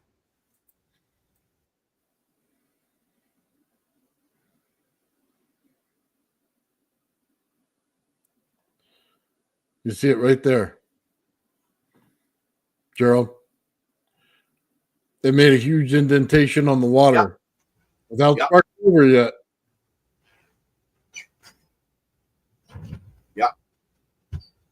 Yeah, that's deconstructive interference. And this is with hot voltage. This isn't with the cold. That's what I mean, right? There's a way of doing things. If you can understand how energy flows, see, and we use cold energy, and they don't like hearing that, or negative entropy. That's another thing they don't like hearing, because we're considered the fringe. That's the name of the show, man. We're the fringe thing, right? Negative entropy all the way. Actually, what it is you never allow entropy to cycle. You're capturing the cycle before entropy actually allows to go full on. So it's like stopping it before entropy has a ability to succeed in its process. By doing that, you literally negate the second law of thermodynamics. In fact, it doesn't even apply, because the system that we're using literally creates spin. It's in it's from a nonlinear motion, or from a linear motion to nonlinear. Remember, everybody, Albert Einstein's equation was based on a linear equation of movement through particles in a vacuum, not a non-linear motion in your environment. Huge difference. In fact, most of the algebraic math out there is based on linear equations. It's not, they stay away from nonlinear systems for a reason, because things that show up, they don't want explained. Yeah. Right? So conservation of energy is one they always try to put at you with the closed loop system. That's the way to shut down the conversation. Yeah, it doesn't apply to what we're doing because it's an open loop. And as soon as you bring that up, people get irritated because they say, well, that can't be. And what about the okay, so there's the conservation of energy would come into play. But if you're using all these different instabilities in a system to accumulate all that energy, then you're not breaking conservation of energy, and thermodynamics doesn't even apply. So Albert Einstein's equation can't be applied to the very dynamic systems that are nonlinear or spin or spinning in a circle. Call it what you want. That's what nonlinear is. Spinning it in a circle, right? So I just want to share this with people because they don't understand. You all look at your oscilloscope for the voltage on something. Let me tell you that this can sometimes lie to you. And it's because of the nature of the energy. Now, in hot energy, the oscilloscope is the perfect tool. Okay? No question about it. When you get into cold energy and multimeters with cold energy, they like to lie to you. Okay? And here's what I mean. When I put the rod down the testicle and I hooked it to a light, if I pull the negative on the outside of it, well, how much energy am I using? You can say, well, that's the value of what's coming out of the testicle, right? That's pretty simple. But what happens when I start attaching 4 or 5 light bulbs to it? Then I pull it to the system. I didn't change the value of the amount of energy, but I changed what work it's doing and how many light bulbs it lights up. So my oscilloscope or my multimeter is not going to tell me the right answer of what's going on because I'm pulling the negative through the circuit. So it's going to be a complete lie to you if you look at it that way. It's not the proper way to use some of this energy in the tests that we're doing. You're thinking of hot energy where I keep adding and adding and adding and adding. I'm not. So, you know what I mean? For an analogy for people to understand, if they've ever dealt with, I'll give an example for like building a grow room. Okay, so when you build a proper grow room in a house for growing food or marijuana, if you can do that legally in your country, what you would do is you would plastic the floor, the ceilings, and the walls, okay? You would seal it like a freaking bubble. You tape every seam, you staple it to the walls, the whole 9 yards. Then what you do is you'd have a small intake hole for your air intake and a big exhaust. And you would put a mass blower on that exhaust. What that would do is create negative pressure in your room. It sucks more air out faster than the air can get in, creating a vacuum. That vacuum sucking that air out never allows bugs to get to your plants, allows full temperature control with just the turn of your blower dial. It allows moisture control the whole 9 yards through negative pressure. Well, what are we doing in this energy system? We're using cold energy, negative entropy, negative energy to do what? Pull the amps through the system in order to use it at a different spot. So we're using the cold to travel to the point, and then we're using the amps, heating up that point, bringing it together, using it as a load. That's kind of how we do it. Does that make sense? Yes, it does. It's just like you go to your pond, right? So, or a pool. Either one, take a hose, suck the water. Okay? Once the water gets to the end of the hose where you're sucking on it, it'll continue to flow. Yeah. It's creating pressure. It tries to equalize the pool with the outside. The problem is it'll never equalize. And it seems like a trick, but it works perfectly. Yeah. It's a siphon. That's all we're doing here is we're creating a negative siphon. So I'm not using any more power. You got to understand, when I run the Tesla coil runs at the exact same amount of voltage, no matter what I do to everything connected to the rod. It is, regardless of what I do to it, that Tesla coil will run at the exact same power. I cannot change that Tesla coil at all. It is simply building a big pond, and I can put my cup into it. And I can take my cup and fill it up as many times as I want, but it continues to create it. Now, the primary system, which is the Tesla coil system, is looped. Okay? So it is a closed loop system. But putting the rod down, it breaks that loop, and it makes it a secondary system. That secondary system operates on its own parameters, and it does not interfere with the primary system. That's one of the main things that are going on in this process. I want to address this comment. You're absolutely right. If you're considering hot electricity and not cold electricity or negative entropy or the opposite to what we're using regularly in linear circuits. And I can prove that because the last video that I did, I'm running a 110 volt LED bank that takes 1 amp to light a panel. There's 4 panels. It's lit to about 40 to 50%. There's no magnetic field. There's no electric field. There's no RF field. And the circuit's running, resonating, and it's barely taking anything out of the battery. I think it was 0.01 of a volt over every 5 minutes in order to run that light. So does electricity need magnetism? And I'm sorry, I have to say no to that. Just because the experiment shows otherwise. Now, do we use magnetism in order to create electricity? Absolutely. But I don't think we have to. That's all I'm saying. Hopefully that answers that comment. And I'm not trying to be like, a dick about it or whatever. Just saying. Well, there's a definite difference between positive or hot electricity and cold. It's an inverse. So it's not an opposite, it's an inverse.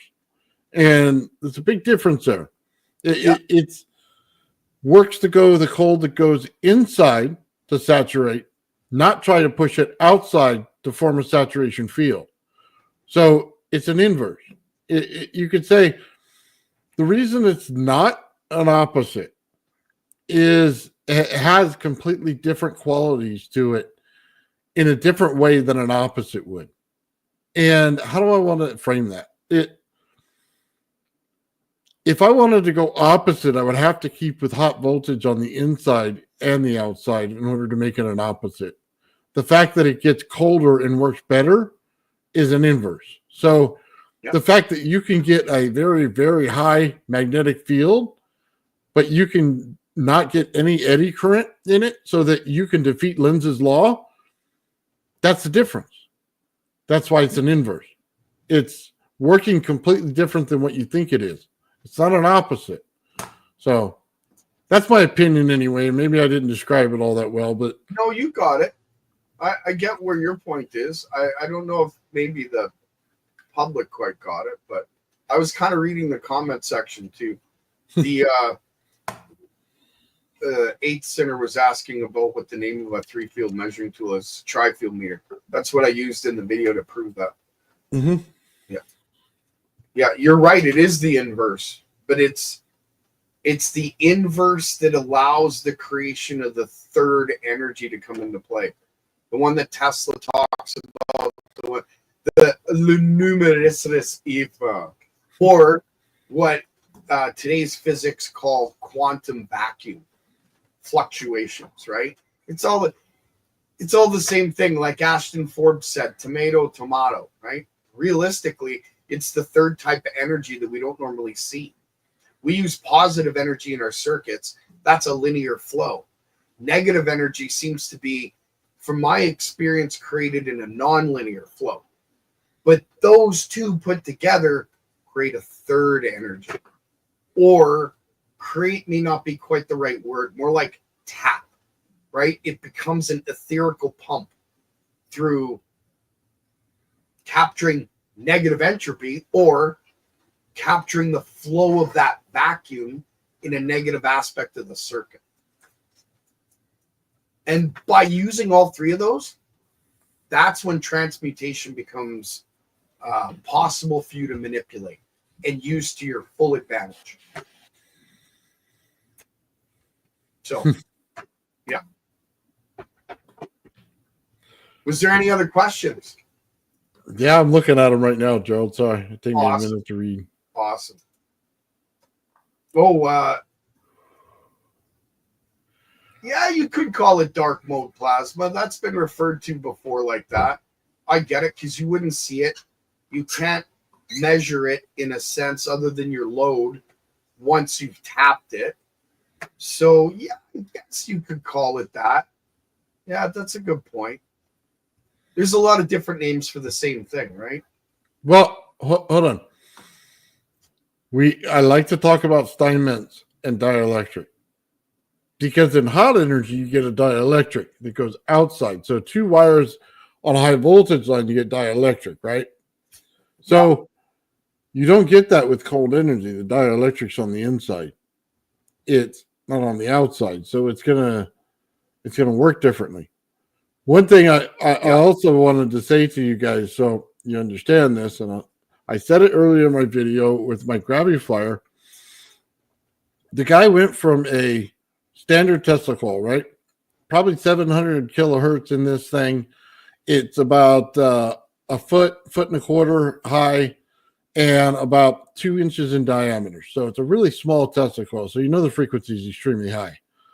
So he then went to a 3 foot tall Tesla coil that's 4 inches in diameter, and you can see exactly where he was going with it.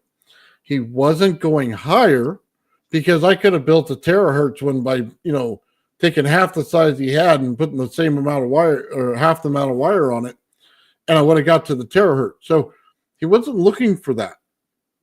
He was looking for the inverse of that. He wanted low hertz. He knew the secret. But he didn't tell anybody because you'd have to do the experiments to find out how this energy works. When Tesla put that pole in the center, could you imagine the amount of power he was getting out? Like in that picture, he had a 4 foot diameter Tesla coil with a 1 inch solid pole in the center. The power must have been immense. He understood with the gravifier that it was the difference in volume of the Tesla coil and how you used it and use that difference in volume in order to get those low hertz frequencies that you need. Okay. This guy says you can't get to terahertz. I got a guy that's got a Tesla coil right now that can. So, but I also know when you actually get to the hertz level, it's so funny. I tell you that the gravifier removes 300 kilohertz. I tell you that my coil resonates at about 700. So when I'm done, I'm resonating in 300 kilohertz. Now, what does that tell you about Tesla and that big, gigantic, fat rod you just talked about? Okay. Sorry. Sounded so bad. I was trying to stay away from that. Go ahead. It tells you he lowered the frequency by a lot. Yeah. A lot more than what you think. So it may, if you go and test the actual Tesla coil without that in there, it would probably resonate at about, 200 kilohertz, maybe 100 kilohertz. I think Tesla used to change his frequency depending on what he wanted. When he was using Wardenclyffe, he tapped the Earth at 7.83, so he needed lower frequency. When he was doing other things like his theory on the UFO, I think he used higher frequencies. I don't know which. I'm going to leave that to you because the gravity flyer is linked. Oh, it is. His theory. So that whole gravity flyer thing. So, look, I don't know that it can be shown, and unless I want my whole garage confiscated and probably get put in jail. So, Yeah. let me just explain why. This whole process, everything we're messing with, is on the same line as Hutchinson. Oh yeah, absolutely. We're tapping granite. We're playing with silica. We're putting frequencies onto things in order to manipulate what they are. So, and I can't say much more into that, but I can tell you it matches up perfectly with what he did. And when his project comes off and everything goes up and to the left on that plate, he has an aluminum plate, yet everything goes up and to the left. Now imagine that aluminum plate being in the center of the machine instead of on the ground. Now he's saturating that aluminum plate. The reason it has to stay so thin is because of rate of saturation. So it would take a lot longer to get that big piece to saturate. So it's the same exact effect. No matter how you look at it, no matter how you slice it, no matter which thing you want to deal with, it's still a Tesla coil. It's still a rod down the center. It's still an aluminum plate. It still goes up and to the left. Yeah. Everything there. When you hear a Hutchinson say, or the person that's interviewing him say, sometimes it takes a few hours, sometimes it takes a day, sometimes it takes 2 days, you realize that he's dealing with the rate of saturation. Yes. And it will actually take that long to do it. Now, there's a little more to it than that, but you're right. Go ahead. He's also activating a piezoelectric, whether you want to call it a circuit, a disc, whether you want to call it a cell that he's built in the center of it. There's no coincidence there why Alexei chose the piezoelectric buzzer.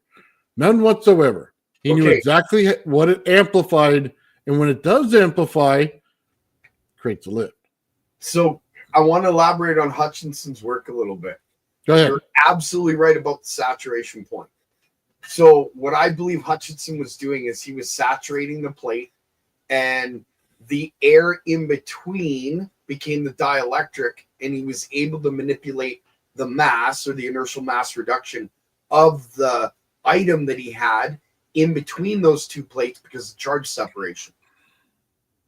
Okay, so that being said, I think that the reason why John Hutchinson would state sometimes it takes an hour, sometimes it takes hours, sometimes it takes days in order to saturate that plate. Why? Because of transmutation. What was he doing? He was transmuting the environmental background radiation, cleaning the whole area, and then he had nothing to push against, nothing to work off of, nothing to get that charge to actually bring in and accumulate onto that plate. So he would clean the area of background radiation, then he would try and force charge onto the plate in order to have that dielectric space again, but he couldn't do it because the area was already clean. So he had to build up that radiation, controlling the environment, then the charge would build up, then he'd have the dielectric space to play with. So regardless of whether or not you've seen the transmutation in his system when he was actually levitating things, he was transmuting the background radiation through the same type of energy that we're working with. So when I told you guys earlier that my gravity flyer pulls off what seems like a radiation effect, it has a half-life in it. As soon as you turn it off, it's not off completely.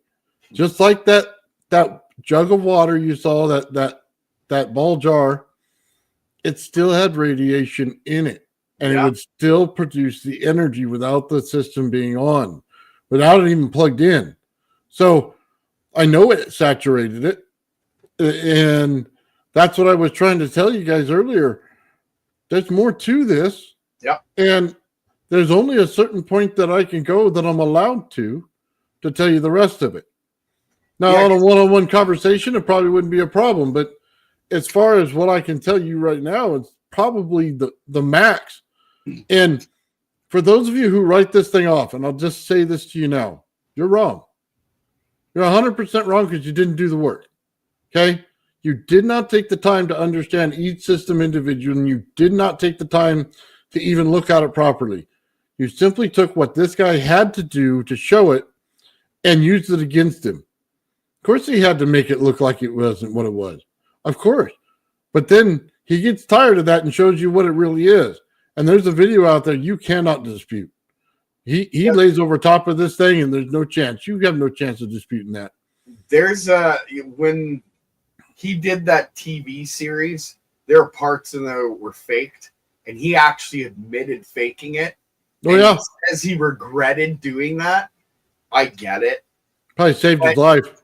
I'll tell you this. If you guys think that wasn't a disinformation campaign, think again. You think he didn't put that string in there for a reason? To give you that doubt. Thinking, there's no way this guy's telling the truth. There's a string right there. What a faker. Meanwhile, he's doing it right, but he can't tell you outright, and he has to have something in that video to make you question it. That way the powers that ought not be don't go, hey, slow down, buddy. No.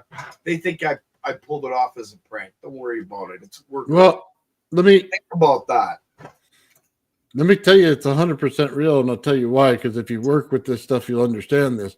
Mm-hmm. When his wife talks about the bud plant and what she did to it, sorry guys, game over. If you understand the tech, you already know the answer. There's only one way to do that, and would have to. Go ahead. No, I'll let Gerald answer because you know better than I would. There's only one plant in the world that grows crystal, everybody, at least as far as I'm aware. Maybe there's a few, but there's only one that we know of, and everybody can get their hands on it. They just have to go to a dispensary. Right? Yeah. Marijuana is a very specific plant. It's funny how the human body in the endocrine system has 2,600 THC receptors. It's also kind of coincidental that if the mother, this is all medical knowledge known in the books.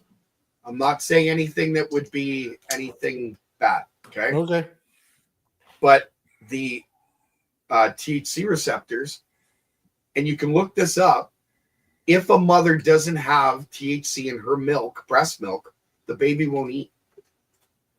It's a natural form of THC in the body from the endocrine system that the mother produces, but the baby would not eat if there was not that form in its milk.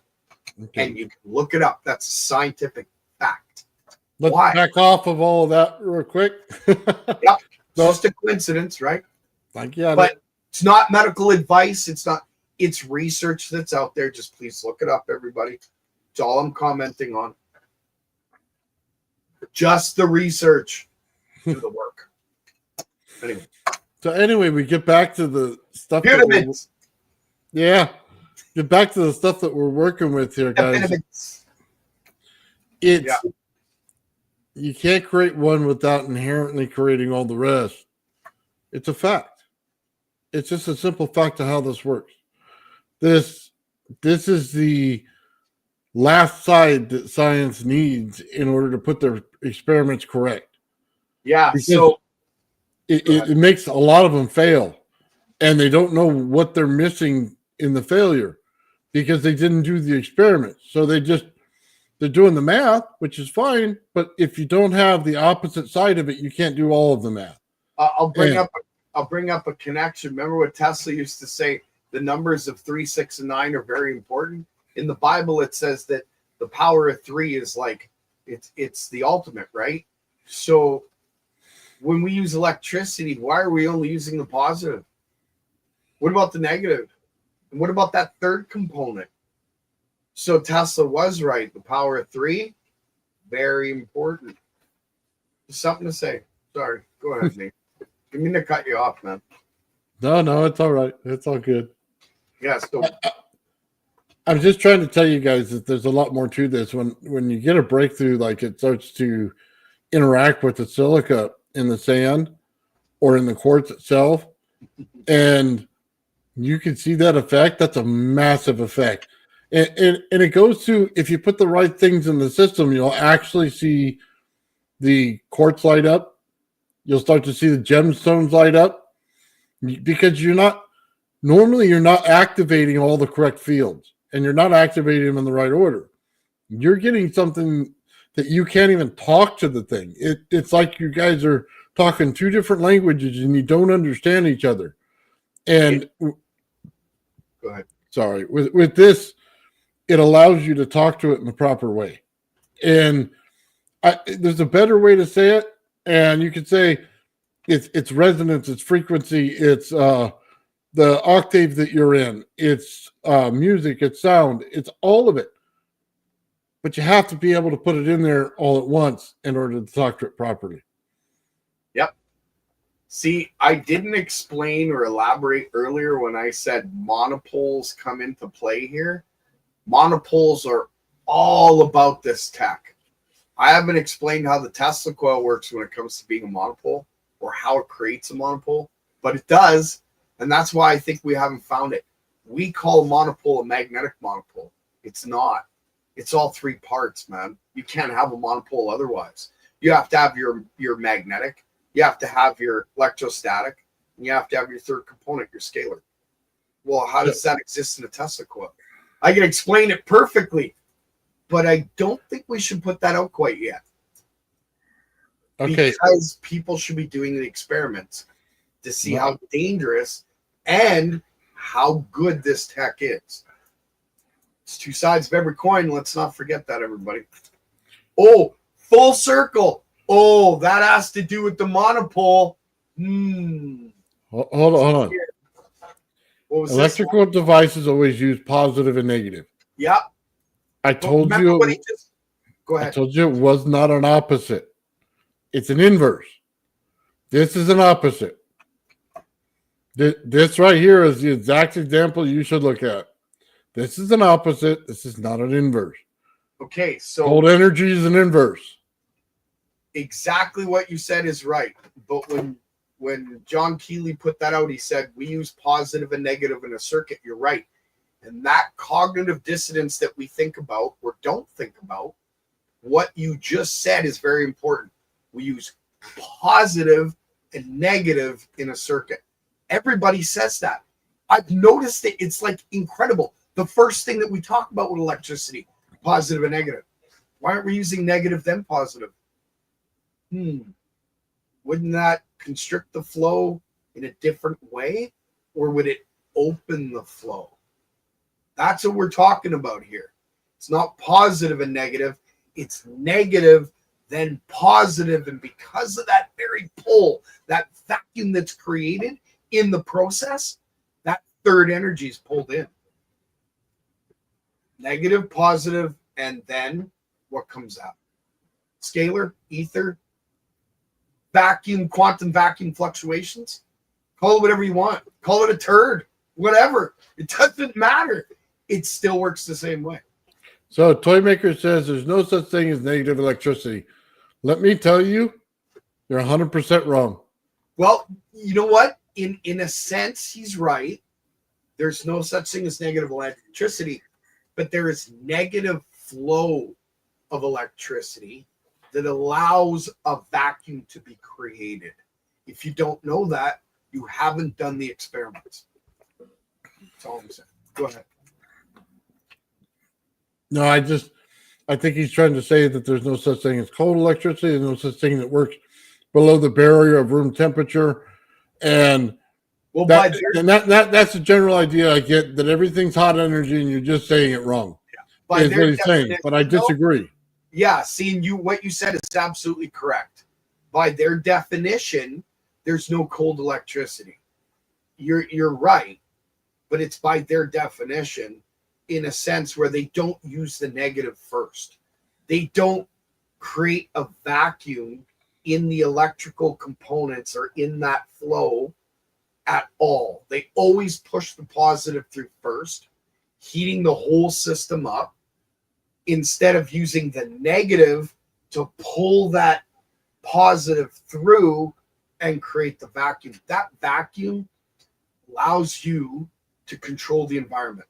And that negative energy allows you to control the temperature, which creates pyroelectricity, which is voltage or heat into voltage, which stops the whole second law of thermodynamics and cancels out conservation of energy. So here's the thing. If you say there's not, and he said that Tesla talked about this. So hold on. Let me just explain this. So did Steinmetz. Go ahead. They don't define it in physics that way. And here's the problem. Physics is defined for everything in positive, negative when you put in a DC circuit. Yep. And it's not that. And I'm trying to explain that in a different way. But let me just say it pretty harshly, I guess. Physics hasn't defined the proper terminology for this. And because they haven't, they've ruined every experiment that they try to do with electricity because they don't understand it. They understand hot electricity and that's it. They put it through a circuit like their little keyboard does or their computer does. They have no idea what the other side is. And if they defined it in there and used proper Tesla terminology, we'd all be okay. The problem is they took that whole thing in his suitcases when he died. Now, we're trying to bring it back and show you with experiments how it's working. That's what I'm trying to say here. Just map it out. That's all I ask. Map it out, put it in physics. Let's get it right. We'll all be a better society for it. I'm not okay with just saying, oh, it doesn't exist, or it's a factor of this, because they don't put it in physics and I don't like it. So you're going to have to properly explain it in order to do that. That's why I will never say that it's just an effect of something they already had. Yeah. All electrical engineering, all classes, all teachers and professors do everything they can to take this stuff out of a circuit. That's why you have filters. That's why you have ground shunts. That's why you have, DC to DC conversion all the time. They don't want this stuff in your circuitry because they can't control it. Why? Because they're not using it properly. So you're right. I like calling it negative energy. The physics community doesn't like it, but I get it. They created a language in order to get it out to their community so that they understood. Well, the whole world needs to understand this energy is very viable, very usable. So we're trying to break the barrier between the language of what physics is trying to teach and what we're trying to show. That's it. No hate on the physics community, although the academic world that pays the physics community keeps ball busting the people that are fucking highly intelligent running the shit behind the scenes. Sorry. I know there's a lot of really, really intelligent people in the physics community and out there in academia, but they're being unfortunately controlled by people that want nothing more than to control the narrative. And I think that's wrong.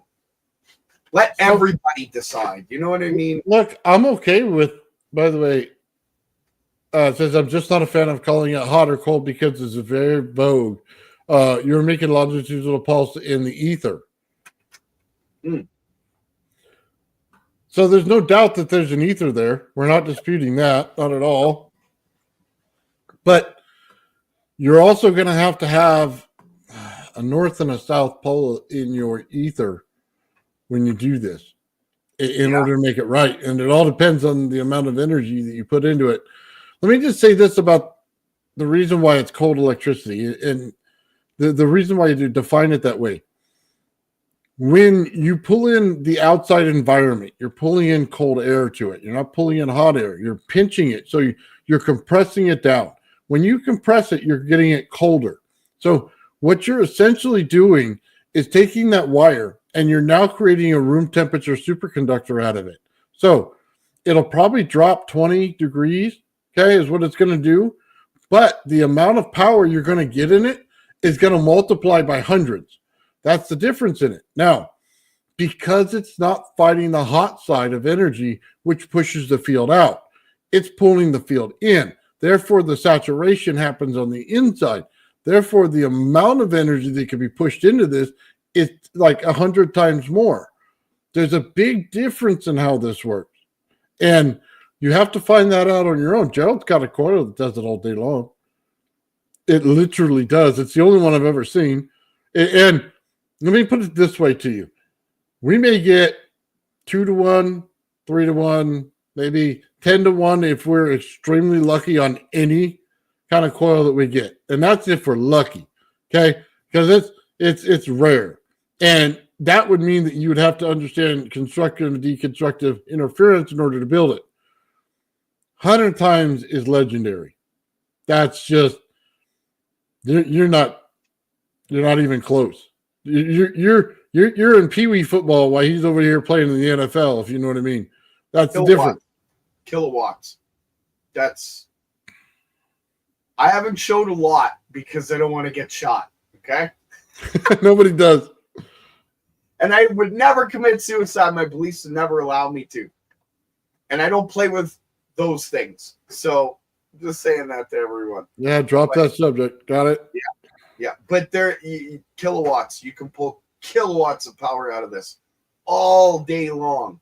You have to be careful how you pull it out, because remember, when it comes to cold concentrates in a point. Heat diffuses. It's everywhere. It flows in waves. Okay? Whereas cold is a concentrated point. Remember that. It might help in an understanding. So, yeah, we're there, everybody. The pyramids and how they worked. This is how it works. Tesla studied the Great Pyramid for a reason. He took the Tesla coil and, he created the Tesla coil from his own very research of the pyramid itself, because he understood how the flow worked. He understood how to create a monopole with plus, negative, and inertial flow. Well, how does that inertial flow work? Well, you got to create a conical motion of positive and negative flow, therefore creating a form of entropy and allowing that to almost cycle, cutting off that cycle, capturing what comes through, and we're starting the cycle again. And you can repeat that over and over and over and over. We call it resonance in the engineering community, but really what it is what's the term? Come on, brain. Got a brain fart there. Coherence. It's coherence with your environment and coherence with the heat of your environment, being able to compress it, pull it out as electricity, and take that compression and form it into a certain point, creating cold. And that's another reason why Nathan and I call it cold electricity. It allows us to manipulate temperature. Yes. So, yeah. Sorry, I'm answering somebody's... No, I understand. I can see you reading the comments as I'm talking here. So, yeah. So, Joe's channel, as far as if you're talking about straight dope, there it is. Joe! Sorry. So I'm trying to go in different places here. You know what I mean? I get you, man. Answering the questions in the comment section and talking about the subject. People in the comment section are freaking mind-blowingly smart. Yes. So it makes it difficult sometimes to keep up with them, plus what we're trying to get out. And if there's questions, right? So, yeah, absolutely. Cool. I think, I got the right one. Okay, cool. If our comment section wasn't so darn smart, it'd be a little easier. I'm just saying. Okay? Dumb it down, little people. Okay? No, I'm kidding. Only Gerald. Yeah, I love you guys rock. Number one. Life is short. Make it fun. Play hard. Work harder. Oh, that's funny. Oh. Right? So, yeah, basically, this is going to lead to, just a straight into it. We're going to finally finish the loop in physics, and we're going to show you. I don't think any of you can when it comes to this comment. Just saying. I don't think any of you can be done. Yeah, go ahead there, Nathan. I'm sorry. No, we're just going to show you how the world actually works. That's the way it should have been working a long time ago. That's it. And it goes back to living in harmony with your planet and doing the right thing and keeping things clean. Yeah. Keeping the environment clean. Yeah. That's it. That's kind of like all I want out of it. And that's another aspect of this cold electricity, negative entropy, the inverse of what we use today. When you're using water as your negative ground line and it's feeding plants and everything else, right? Your water, whatever particulate matter is in that water, will precipitate out. Think about that. So your water stays clean all the time, providing you're using it as an electrical line. Yeah, that's something that we don't bring up very often. So keep that in mind, everybody. I'm just saying, right? Yeah. So anyway, guys, I think it's been 2.5 hours. Has it? Yeah. Wow. Blink, Yeah. time goes by, man. It's amazing. Yeah, it's fun. Yeah. Well, there's so much to talk about. There's so much to teach about this stuff, right? We're just barely scratching the surface. We haven't told you where the monopole exists in the Tesla coil. We haven't told you where the monopole exists in my coil. We haven't explained the monopole in the pyramid system itself. So that's going to be another live. So, as John says, it seems to be they're calling the current hot or cold. And I don't know if it's the current more than the dielectric that we're focusing on. Think of it as charge separation, and then we're taking the positive charge, the negative charge. We're moving the negative charge to a different point and letting the positive charge chase it. When it gets to that point and they combine, then you have your voltage and your current, and that's what uses your load. It's kind of how it works. There's a little more to it than that because it pulls in the environment because of the negative. Think about this, right? If you have a negative line that's, say, 20 feet long and your positive, negative charges, they're always trying to combine, chase each other. Your negative line, say, is 20 feet. Everything that's positively charged in that area of that line, in your environment, in your room, is going to attract to that line. Automatically, it's natural. So the very flow of that energy, creating the vacuum of negative in that line, and all the environment's positive charge attaching to it, just adds to the current that accumulates and combines back at the end for your load. It's all part of the same system. That's where we're at, everybody. So it's been 2.5 hours, Nathan. It's been awesome. Ben, if you're still here or if you're asleep, hi. Hello. Just messing with you, Ben. All right. So did you have anything to share otherwise than what we have? I don't, man. We're doing a show on Wednesday, and hopefully Ben will give us a bunch of updates on his progress on his stuff going on there, because I know he keeps working on stuff and getting some good things done. Yeah. I'm showing the alternator generator. Nice. I'm going to show it running. There's a purpose for that. And then I'm going to give the schematic. I think I've given it out on my channel before, but I'll give it out again. Nice. Okay, so no offense to the thunderstorm generator, but you got to use oil and gas to make it run. The alternator generator doesn't use either of those. It uses electricity to run for electricity. Just saying. So, and then we're also going to have Sean on Wednesday, so I'm sure he's going to have a presentation as well. So we got a full Wednesday. That, man, we got a lot of different experiments out there, guys. And then Gerald's going to share the circuit with us that day. So, and exactly how that works. So that's going to work out perfect. And We stay shared- tuned to my, sorry. Go ahead. Stay tuned to my channel because a lot of theory is coming out. I've been working on it in the background, explaining each individual experiment so that you understand what my purpose behind the experiment was, what the outcome of the experiment was, and what physics term coalesces with what that experiment is. So there's a lot going to be coming out in the next little while. I'll be explaining everything I've had for the last 14 years.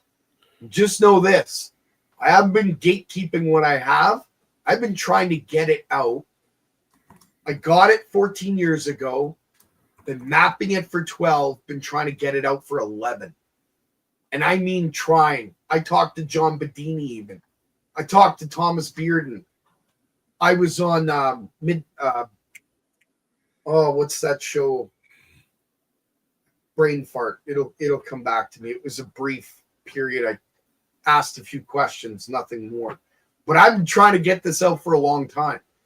Now with Bob Grenier's work, with the thunderstorm generator, with all these other different free energy systems coming out, people's minds are open now. So they're listening to actually how the principle of how this tech works, and they're opening their mind to the possibility of getting it into their hands. That is helping getting this tech out. So thank you, everybody, for paying attention. Thank you for interacting and participating. And please go out there, do the research, and build these systems and share it. With that said, guys, you've been great in the chat. I really do appreciate everybody. Thank you, Ben. Thank you, Gerald. Guys, we're awesome. Have a great night, and we're out. Thanks, everybody.